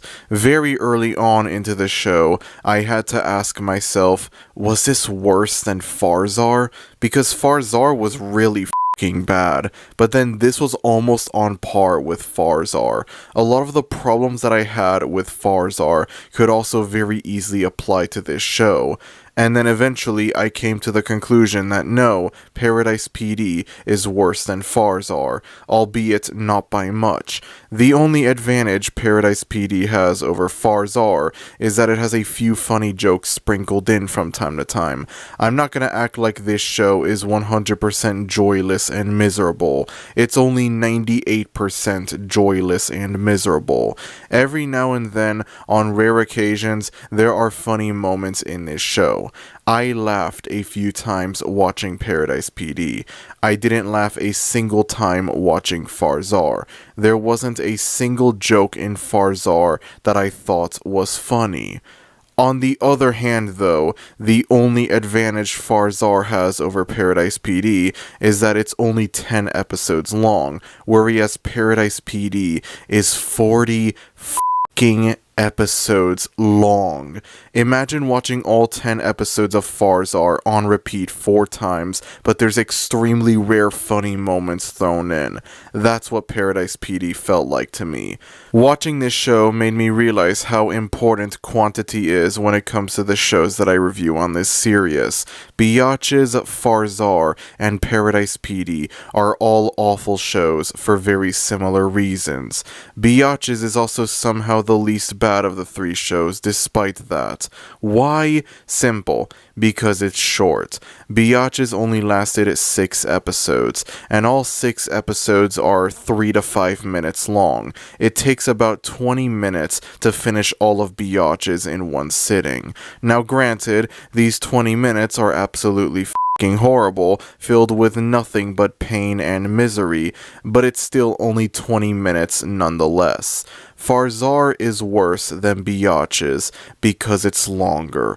It lasted for 10 episodes, which might not seem like a big deal. The show is only 4 episodes longer than Biatch's, but what really makes it worse are the episode lengths. You have episodes that are around 27 to 28 minutes long. You have episodes that are almost 30 minutes long. Trust me when I say that there is a massive difference between an awful adult cartoon full of unfunny pee-pee poo-poo fart jokes that has 4-minute long episodes versus an awful adult cartoon full of unfunny pee-pee poo-poo fart jokes that has 28-minute long episodes. Paradise PD is worse than either show, because even though it has the same unnecessarily long episode lengths as Farzar, and even though it has very excessive toilet humor much like Biatches and Farzar, it's also 40 episodes long. I cannot stress enough how much the amount of episodes this show has made it even harder for me to sit through. Of course, what are the odds? The final cartoon in the Not Family Guy collection is also the longest cartoon, and the longest cartoon in the Not Family Guy collection is also the worst cartoon. Just perfect. Much like with Farzar, this show is filled to the brim with gross-out toilet humor. It feels like it's trying way too hard to be funny, and again, it's made worse by the length of this show. It would be one thing if this was another shitty, short-lived, cancelled after one season cartoon, but this thing lasted for 4 seasons. This thing lasted for 40 episodes. 40 episodes! And almost every single one of these 40 episodes has at least one gross-out toilet joke in them. Almost every episode has at least one pee-pee joke, at least one poop joke, at least one balls joke. In the beginning of the first episode, there's a scene where Randall and Karen prepare to have sex, and Kevin, as a kid, gets a hold of Randall's police gun and accidentally shoots him in the balls. And it was at that very moment where I realized how insufferable and unfunny this show was going to be. And this was at the beginning of the very first episode of the show. I still had 39 episodes left to go.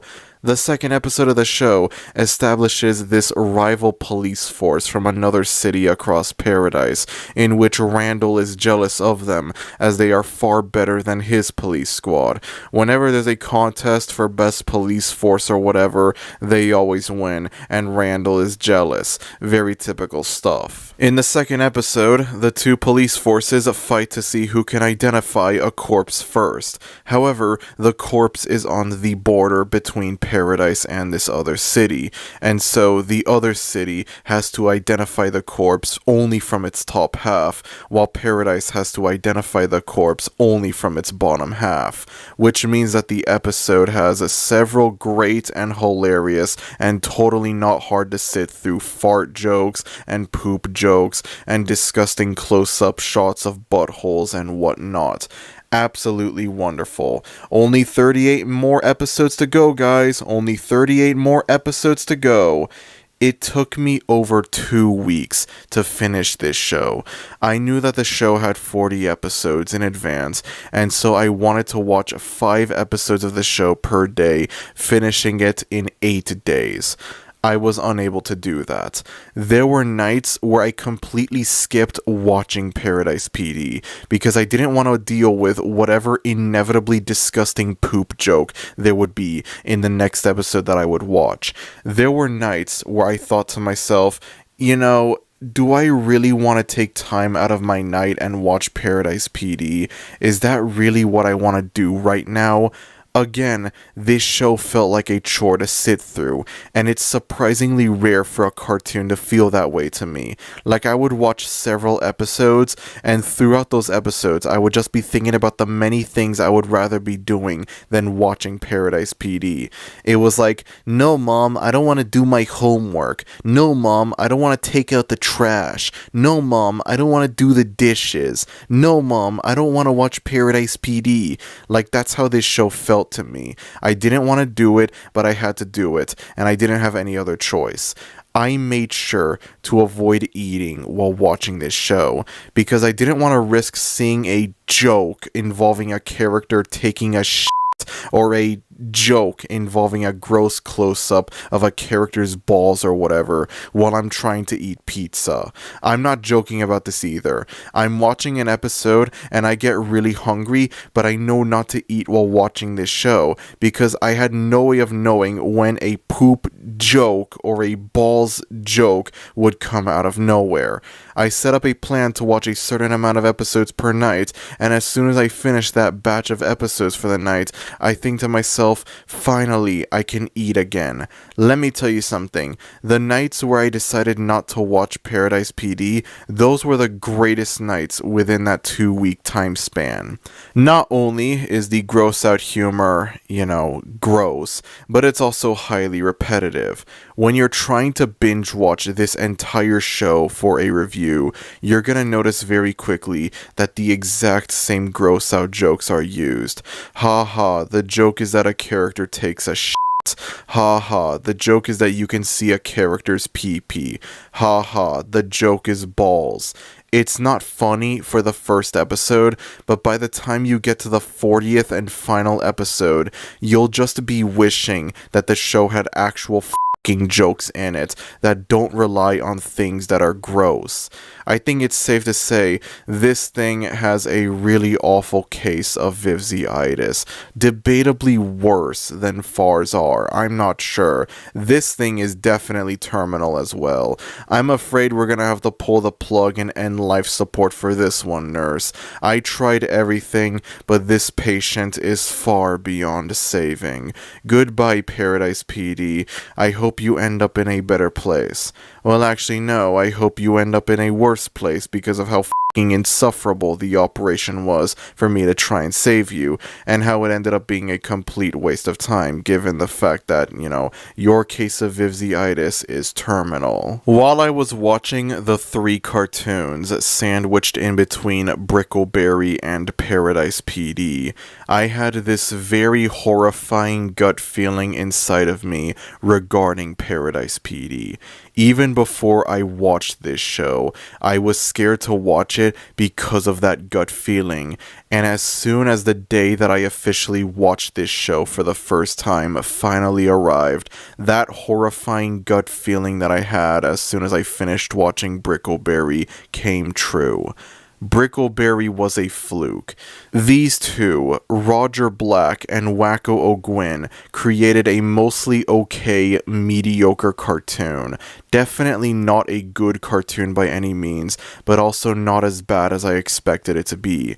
It was a show that was sometimes funny and sometimes entertaining. It was also sometimes offensively awful. It was sometimes unwatchable, but not as often as I thought it would be. And even if the show got considerably closer to being as bad as I expected it to be with its 3rd and final season, as soon as I finished that final episode, I thought, hey, I didn't hate this show as much as I thought I would. I didn't hate it all that much. It wasn't a very good show. It was largely boring, and from time to time, it was offensively awful. But it wasn't that often that it would be offensively awful, and it would sometimes be funny. It would sometimes be entertaining.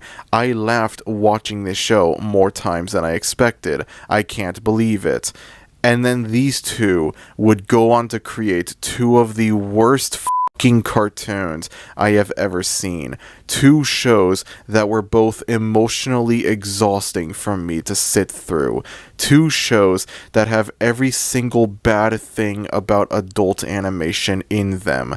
2 shows that made me look at these guys and think, maybe Vivian Medrano isn't actually the most talentless cartoon creator of all time now that I think about it.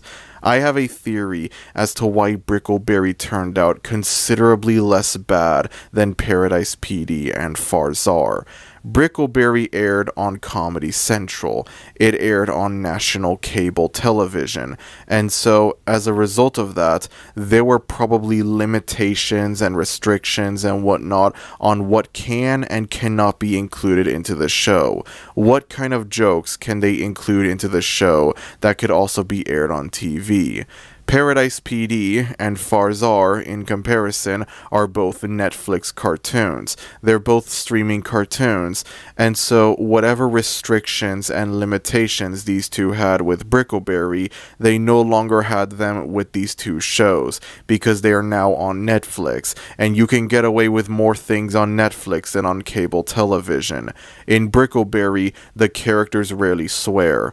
I mean, they obviously do swear, but not that often. And they're obviously always censored. I know that the show got a DVD release, and so, the swearing would be uncensored there, but, it's like, the swearing, it's like, not only is it censored every time they say it, but they also don't say it that many times because it aired on cable television.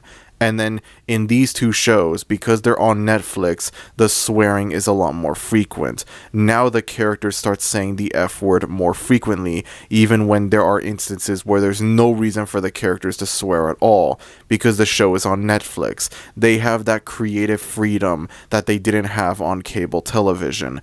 Brickleberry didn't have that many pee pee poo poo fart jokes in it. It didn't have that many excessive gross out jokes in it. Those jokes are in Brickleberry, don't get me wrong. They are in Brickleberry, and they're not funny there either. Don't think that I'm a hypocrite or anything like that. But again, it is mostly kept to a minimum. In these two shows, however, I swear, there's only like 2 or 3 episodes of Paradise PD that don't have a single poop joke in them. And I'm pretty sure none of the 10 episodes that make up Farzar go without a single poop joke in them. The gross out toilet humor is a lot more frequent in these two shows because, again, they're on Netflix, and so now these two guys have more creative freedom with Netflix than with cable television. I'm pretty sure that if Brickleberry was a Netflix original show, I would most definitely f***ing hate it a lot more. The bottom 3 cartoons on the Search for the Worst Cartoon ranking list would all be these 3 shows from these two guys. Ladies and gentlemen, this is the first and most likely only time where executive meddling, restrictions, limitations, censorship, etc. are all good things, while creative freedom and making your cartoons the way that you want to make them and whatever are very horrible things. None of the cartoons in the Not Family Guy collection I would ever go back to, but I am especially scared to ever rewatch Brickleberry. When I watched Farzar, it was like all hope was immediately lost for these two. As soon as I finished Farzar, I realized not only did I have to sit through 6 more cartoons in this collection, but 2 of those 6 cartoons were from the same creators as Farzar and were more or less the exact same thing as Farzar. And then this was made even worse because these other 2 shows both lasted much longer than Farzar. They were much more successful than Farzar. I got lucky. Farzar got cancelled after only 1 season and 10 episodes, but I knew that that luck wouldn't last when I also had to look at 2 cartoons with 36 episodes and 40 episodes respectively. I was genuinely scared to watch Brickleberry for the first time. I was aware of the show's reputation for being the generic adult cartoon that tries and fails to be like Family Guy, and I knew that a search for the worst cartoon on it was inevitable, but I was not looking forward to it, and I became even less looking forward to it thanks to Farzar. And then I watched the show. You already know the whole song and dance by now. Not good, but much better than I thought it would be. As a matter of fact, while watching the 3 cartoons sandwiched in between Brickleberry and Paradise PD, I found myself positively re-evaluating Brickleberry more and more. I'm watching Chicago Party Ant, and it doesn't take long before I think, wow, this is f***ing boring. I wish I was rewatching Brickleberry instead. Can I just rewatch Brickleberry, please? I started to appreciate the surprisingly occasionally funny nature of Brickleberry more with these 3 cartoons. And then I finally get to Paradise PD. The more that I watched of Paradise PD, the more that I felt the goodwill I had built up for Brickleberry actively go away. As I kept watching Paradise PD, the consensus that I had shifted from Brickleberry was a fluke to Brickleberry is just as bad as these other 2 shows, and I refuse to accept that. I would rather stay in denial and pretend that it was significantly better than these other 2 shows. I am scared to go back to Brickleberry, not that I ever had any intent to go back and rewatch it, because then the illusion that this show was somehow in any way better than Paradise PD or Farzar will be completely shattered. I would rather stay in denial. I would rather stay in blissful ignorance. I would rather gaslight myself into believing that this show was genuinely better than these other two shows. But then I remember how season 3 of Brickleberry was noticeably worse than the first two seasons. I remember how there were considerably more pee-pee poo-poo toilet jokes in season 3 of Brickleberry, and then I realized that the warning signs were there from the beginning, or at least they would be there if I didn't watch Farzar first. I don't know what the hell I'm saying at this point. The point is, I have a very strong feeling that the surprisingly tolerable and occasionally funny nature of Brickleberry, no pun intended, because, you know, Brickleberry takes place in a park and all that. Yeah, I'm sorry for that. It won't be there if I rewatch it. Even if there's already little to no chance that I'll ever go back and rewatch it to begin with, I would much rather preserve my Brickleberry goodwill. Thank you very much. This show is also something else as well, in addition to being gross and repetitive. Now, I very rarely ever use this term when reviewing a movie or a cartoon, because it always felt inherently lame and corny to use it. Even if I agree with the sentiment, even if the thing that I'm reviewing is indeed this very thing, I refuse to refer to it as such because I know that I will come off as corny if I use it. Paradise PD, though, is so fucking bad that it has given me no choice but to use this term. In addition to being gross and repetitive, Paradise PD is also mean-spirited. I don't like referring to something as mean-spirited, even if the thing that I'm reviewing is indeed mean-spirited, because it just feels inherently corny to me. I don't know how to describe it. It's like, oh no, how dare a piece of media not just be sunshine and rainbows? How dare a piece of media have characters in it that aren't nice and kind to each other and everyone around them? I feel like if any of these shows were cartoons and not live action, they would be hated by the cartoon community for being quote-unquote mean-spirited. There's no way in hell It's Always Sunny in Philadelphia would still be critically acclaimed if it was a cartoon. It would have the exact same reputation that Velma has if it was a cartoon. I just know it. If they ever make a show based on GTA, I hope to God that it's live action and not a cartoon. I can easily imagine there being a cartoon based on, I don't know, GTA 5, and regardless of how the show is executed, this could be the greatest video game adaptation that we have ever gotten thus far, and I know that the cartoon community would be like, oh, why are Franklin, Michael, and Trevor doing horrible things? Why are they committing all of these crimes, all of these robberies? That's so cruel and mean-spirited. Why can't this show be more like Bluey or My Little Pony? And then they wonder why the animation is only for kids stereotype continues to exist. Connect the dots, people. Connect the dots. I, admittedly, have a much more dry, cynical style of humor when compared to most other cartoon YouTubers, so maybe I'm being a little bit biased over here. But there are instances where I'm reviewing something that's undeniably mean-spirited, like Alan Gregory, for example, and I don't feel comfortable calling it mean-spirited, even though it is mean-spirited, because I feel like a complete dork. I feel like a cornball using this term. Paradise PD has broken me so badly that I no longer care if I come off as lame or corny for referring to something as mean-spirited. I don't know how else to describe this show, besides gross and repetitive, of course. It's the same problem that I had with Alan Gregory, where I understand that these characters are supposed to be awful and unlikable, but then it's not funny to watch them, despite the fact that I know they are intentionally unlikable, because because they go overboard with their unlikability. These characters are supposed to be insufferable to the other characters around them in the show, but funny to us, the audience, and instead they are insufferable to both the other characters around them in the show and to us, the audience.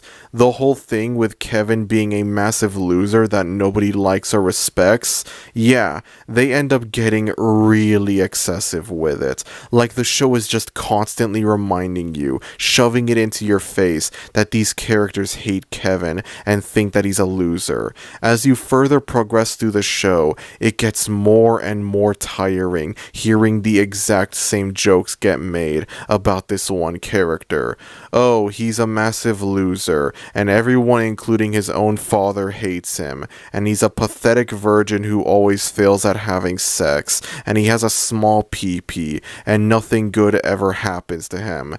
And it's like, okay, I could see how these jokes could potentially be funny to someone in the early episodes, but by the time I'm 29 episodes into the show, it gets so fucking exhausting having the exact same joke be made all the time, where it's like, oh, Kevin's about to have sex with a beautiful woman, but then he's unable to have sex with her because he's a pathetic loser and he has a small pee-pee. The problem is not that they make these jokes. The problem is that they make these jokes all the time in every single episode of the show without any variety whatsoever.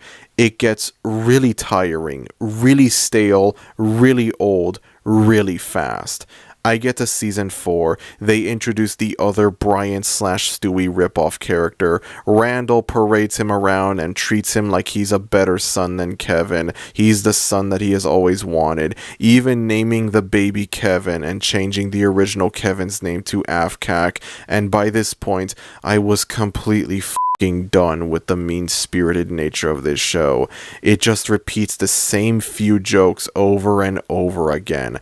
Kevin is a loser and everyone hates him. Dusty is fat and he eats a lot of food because he's fat, and it's funny because he's fat.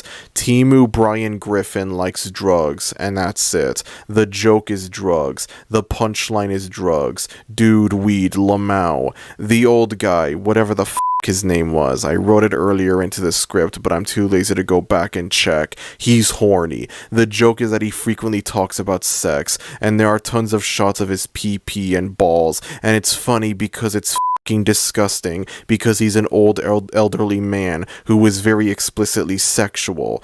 The characters swear all the time, even in instances where there is no reason for them to swear. The character takes a or does something relating to poop, and it's funny because it's disgusting and unappealing.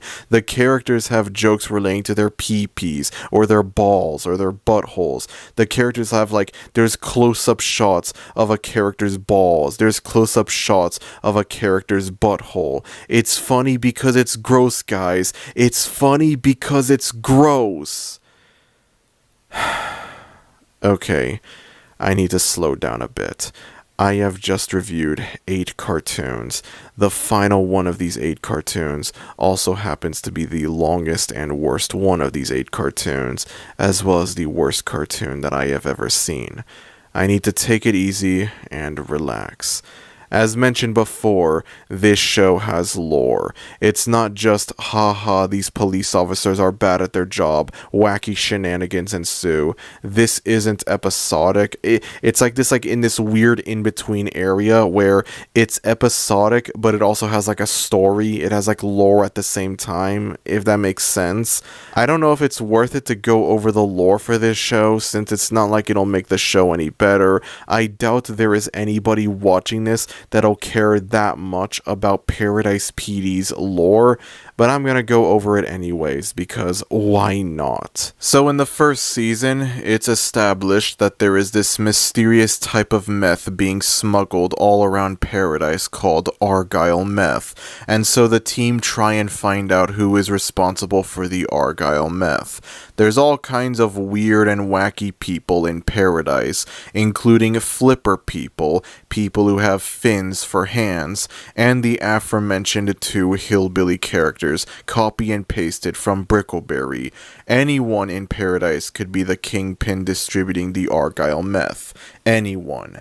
As it turns out, the kingpin behind Argyle meth is none other than Fitz. Told you I would eventually talk about this character when it became relevant.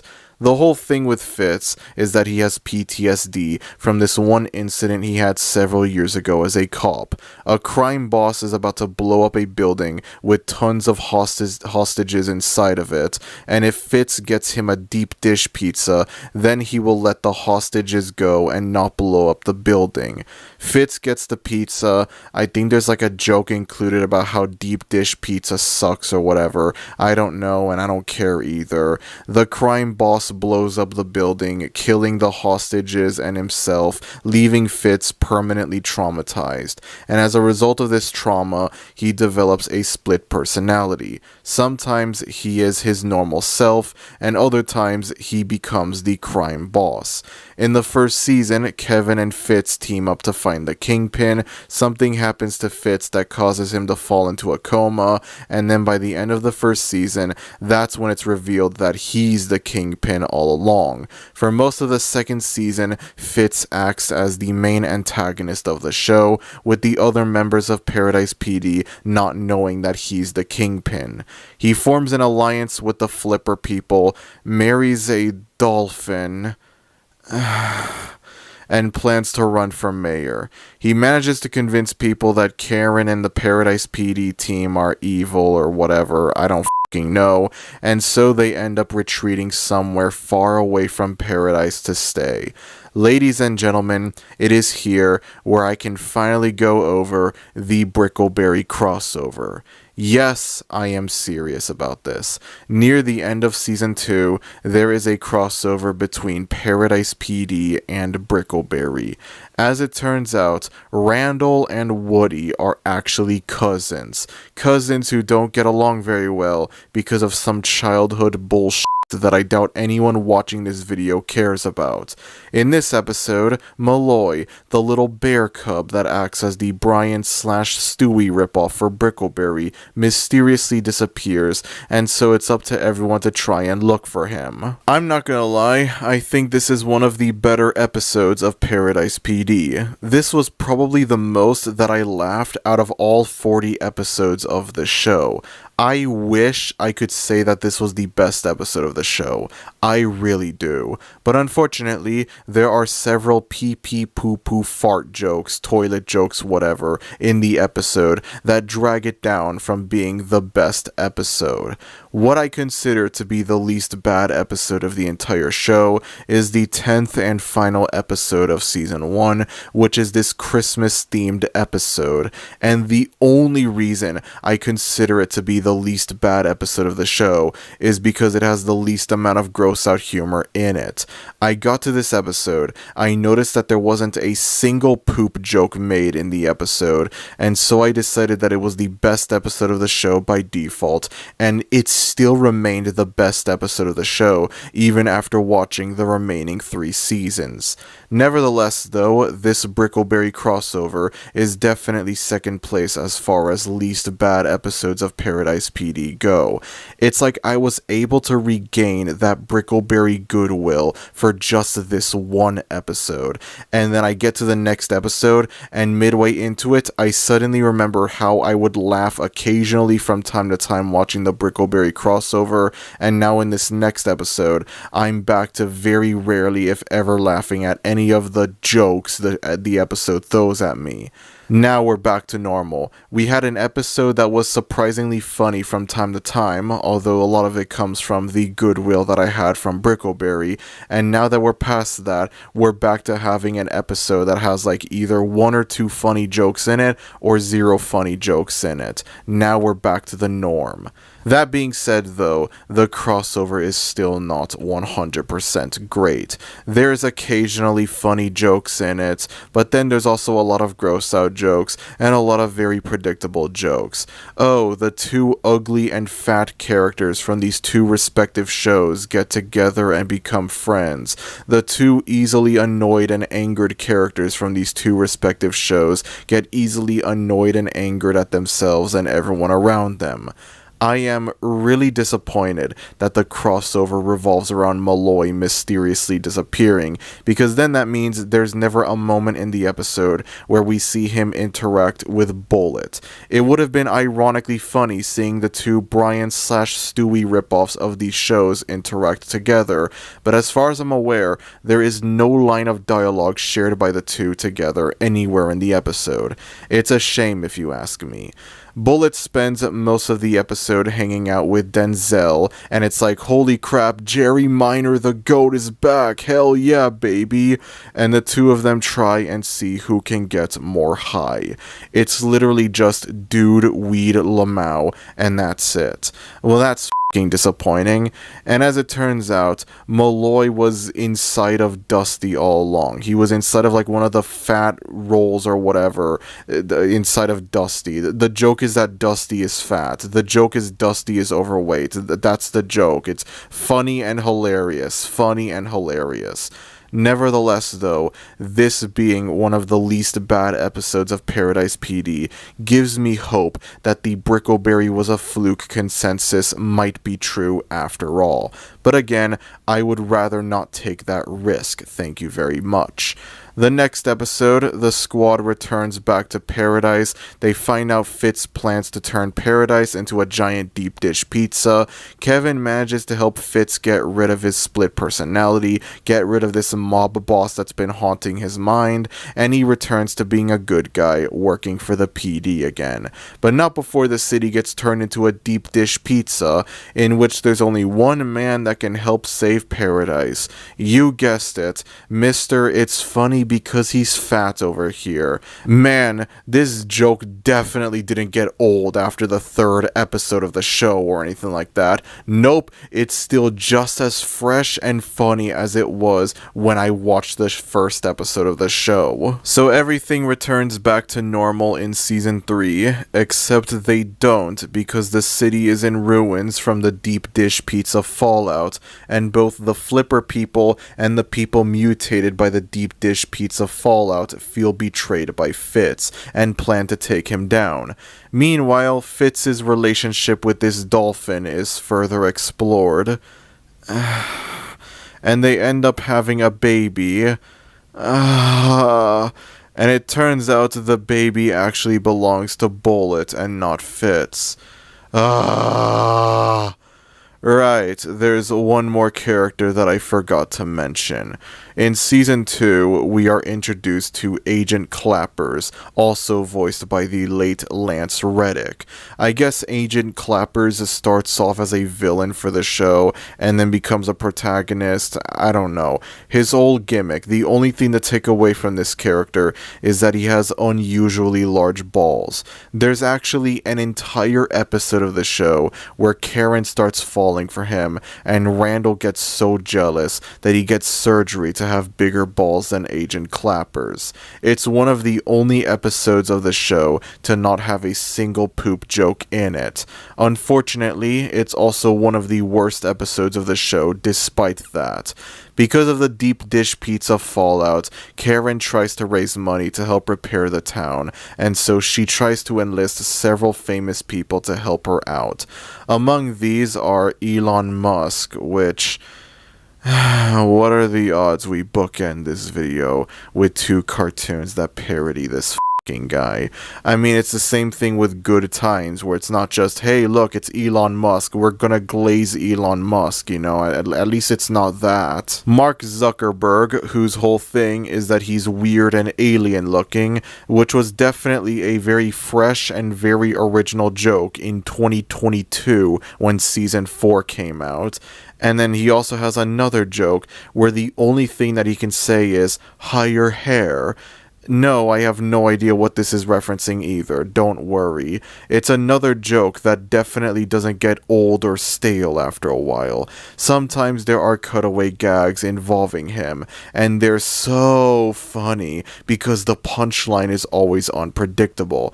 You're watching these cutaway gags, and you think, oh, he's not gonna say higher hair, and then he says higher hair, and it's so funny and unpredictable because that's the only thing that he says. It's definitely not repetitive whatsoever. Then there's Mike Lindell. Now, some of you might be wondering who the is Mike Lindell. Apparently he owns some pillow company and he's like a big Trump supporter or whatever, and the show just casually expects you to know who this guy is. The show acts like this guy is on the same level of fame and recognizability as Elon Musk and Mark Zuckerberg. This show has the same problem as our cartoon president, where they often parody real people on the show, but then it's like, if you don't know the person that the show is parodying, then the jokes won't come off as funny. There's a recurring joke in this show revolving around actor Ron Perlman, with the show portraying him as this big caveman who isn't very smart, and it's like, if you have no idea who Ron Perlman is, none of these jokes will come off as funny, because you have no idea who this guy is that the show is parodying. I mean, yes, I know who Ron Perlman is, but there's probably someone watching this that's like, I don't know who this is. Why is the show parodying this guy, you know? You feel like an idiot for not understanding it. And it's like, as soon as you understand who this guy is that the show is parodying, by that point, it's not like the jokes are going to become automatically funny. The opportunity for the joke to be funny had set sail a long time ago. It went away a long time ago. Eventually, Karen teams up with a mysterious man named Charles Lovely, who is the owner of the massive Lovely Corporation, to help repair the town. And then we have yet another funny and original joke, where this character is very obviously evil, but everyone doesn't think much about him, and the punching bag character is the only one of the bunch who thinks he's evil. By the end of the show, it's revealed that, this evil guy is actually evil, and he wants to destroy paradise. Who would have thought?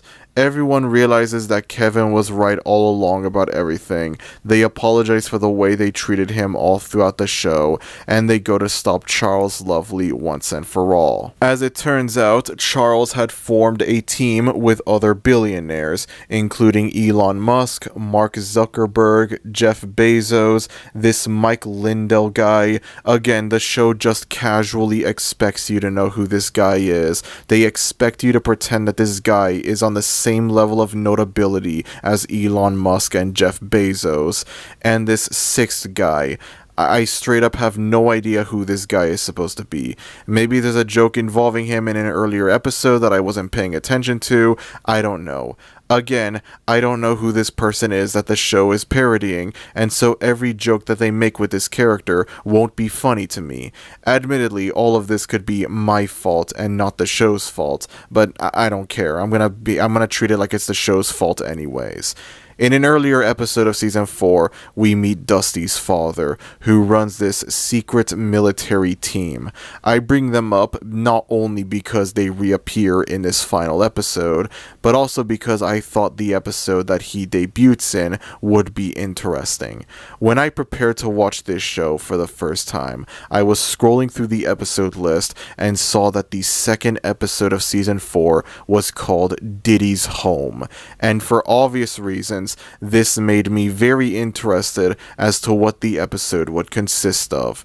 Reminder, Season 4 came out in December of 2022. Everything with Diddy came out in late 2023, I believe, going into 2024. And I became interested to see what this episode would consist of. I became curious to see this potential calm before the storm episode.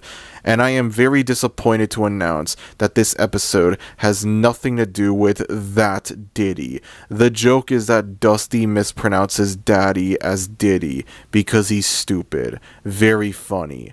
Dusty's father and his team appear to help save the day. I think there's this plot twist where Gina actually works for this team. There's this whole thing where, like, after the failed marriage between Kevin and Gina mysteriously disappears, and then they find out that, like, she works for this Lovely Corporation, and then it turns out that she was like a spy there and she was gonna like sabotage their whole thing. She was secretly working for this team or whatever. I have no idea. Okay, I have no idea. They end up stopping the bad guys, and okay, These coincidences are getting very out of hand.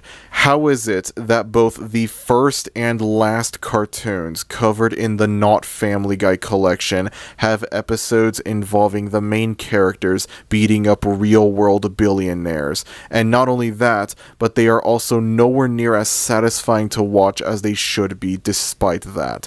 This is insane, guys. This is insane. Charles ends up kidnapping baby Kevin, and that's it. That's how Paradise PD ends. The show ends with a cliffhanger. A fucking cliffhanger. Now, I am most definitely no stranger to bad cartoons that end with unresolved cliffhangers. As a matter of fact, several of the other cartoons covered in this video have unresolved cliffhangers. However, I feel that things are a bit different for Paradise PD. There's a difference between having a really bad short-lived canceled after one season cartoon end with an unresolved cliffhanger versus having a really insufferable and unwatchable 4-season and 40-episode long cartoon end with an unresolved cliffhanger. I watched this entire show, and all I get at the end is an unresolved cliffhanger. It just made watching the whole show feel like an even bigger waste of time than it already was. I was confused by this because I couldn't find any articles claiming that the show had been cancelled or anything like that. I would have thought that maybe the show got quietly cancelled like Good Times, but that wouldn't make sense for a show that lasted for 4 seasons, you know? That means that the show was relatively successful. Why would a fairly successful show get quietly cancelled with no public announcement of its cancellation? As it turns out, Season 4 was planned to be the final season of the show. The show deliberately ends with a cliffhanger. During the end credits of the final episode, you have the 2 hillbilly characters, in which one of them acknowledges how weird it is to have a cliffhanger in the series finale. I instantly took note of how he said series finale and not season finale, implying that this cliffhanger was intentional.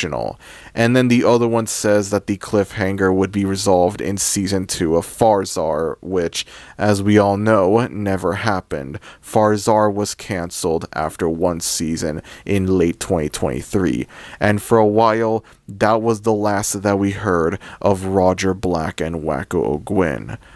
Until very recently, back in March, when a Kickstarter was launched for a crossover graphic novel between Paradise PD and Farzar intended to serve as the proper finale for both shows. The Kickstarter was a success, the goal was reached, and so now all we have to do is wait patiently for this graphic novel to see the light of day. When this graphic novel gets released, I don't know if I'll make a video on it, to be honest. I don't know how the hell you can review a book in the same way you can review a movie or a show or a video game. I don't know how I can make it like entertaining. I don't know how I can make it visually interesting. I don't know. But for completionist's sake, I will try and make a video reviewing this finale graphic novel for Paradise PD and Farzar when it comes out. Imagine that, a search for the worst cartoon that reviews a book. I can't wait to see all the funny and hilarious pee-pee poo-poo fart jokes that the novel will have that'll make the regret of buying it and owning it physically hit even harder. I sailed the 7 seas in order to watch these 3 shows. I don't think I can be able to sail the 7 seas for this graphic novel. I don't think it'll be that easy, unfortunately. And that's all that I have to say for Paradise PD. I apologize for how long this segment was, but there was a lot of things for me to go over in regards to why this show is bad, and I mean a lot of things. And to be honest, I feel that it's fitting. The fact that the last and worst one of these 8 not Family Guy collection cartoons, as well as the one with the most episodes, also has the longest segment in this entire video. This is the worst cartoon I have ever seen in my whole entire life, and so I feel that it was only natural that I give it such a long, in-depth review. With all of that said, let us move on to my final thoughts regarding all 8 cartoons covered in the Not Family Guy collection. And there you have it, folks, the Roger Black Wacko O'Gwyn trilogy. Brickleberry, Paradise PD, and Farzar. None of these 3 shows are good, and I don't recommend watching any of them under any circumstances. Although these shows can have rare funny moments in them, or at least Brickleberry and Paradise PD do, Farzar is 100% devoid of humor. It's not worth sitting through any of these shows just for the rare funny moments that they have. I felt a roller coaster of emotions sitting through these 3 shows. Farzar made me believe that there was no hope for these 2 when it came to their cartoons.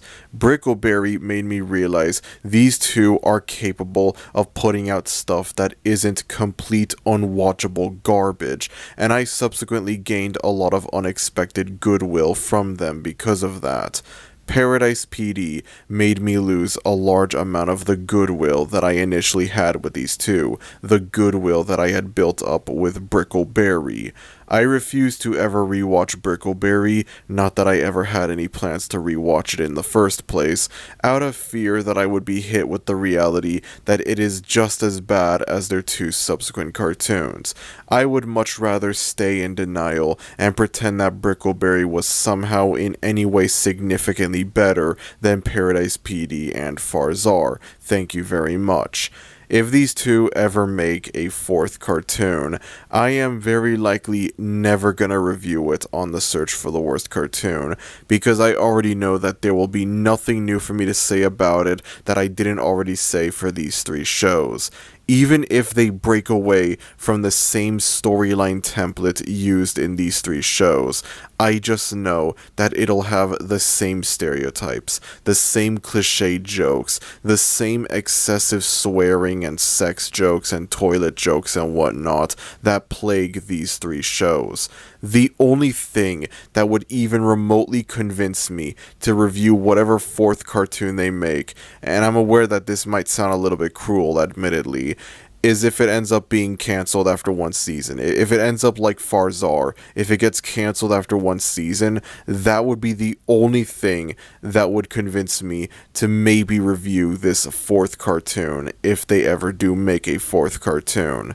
Listen, after having to painstakingly sit through every single episode of Paradise PD, 40 episodes straight of misery and suffering, the last thing that I would ever want to do on the search for the worst cartoon is review another cartoon from these 2 that has multiple seasons attached to it. Watching Paradise PD made me realize how grateful I should be for the fact that most cartoons covered on the search for the worst cartoon are short-lived. I look at Alan Gregory, and I think that it is nowhere near as bad as Paradise PD, but if Alan Gregory lasted for 40 episodes, I would most definitely hate it a lot more. It would most definitely be much lower on the search for the worst cartoon ranking list if it was 40 episodes long. Now, after watching Paradise PD, I feel more grateful and appreciative of the fact that Alan Gregory only lasted for 7 episodes, and that's it. And if Roger Black and Wacko O'Gwyn over here ever make a 4th cartoon, I can only hope that it suffers the same fate. I know, again, that seems a bit harsh for me to say, but I don't care. As soon as I see that renewed for Season 2 news article for this 4th cartoon, nope, I ain't covering it, plain and simple. I think I've seen enough from these two, and I am most definitely not ready for a fourth round from them, nor do I think I'll ever be ready.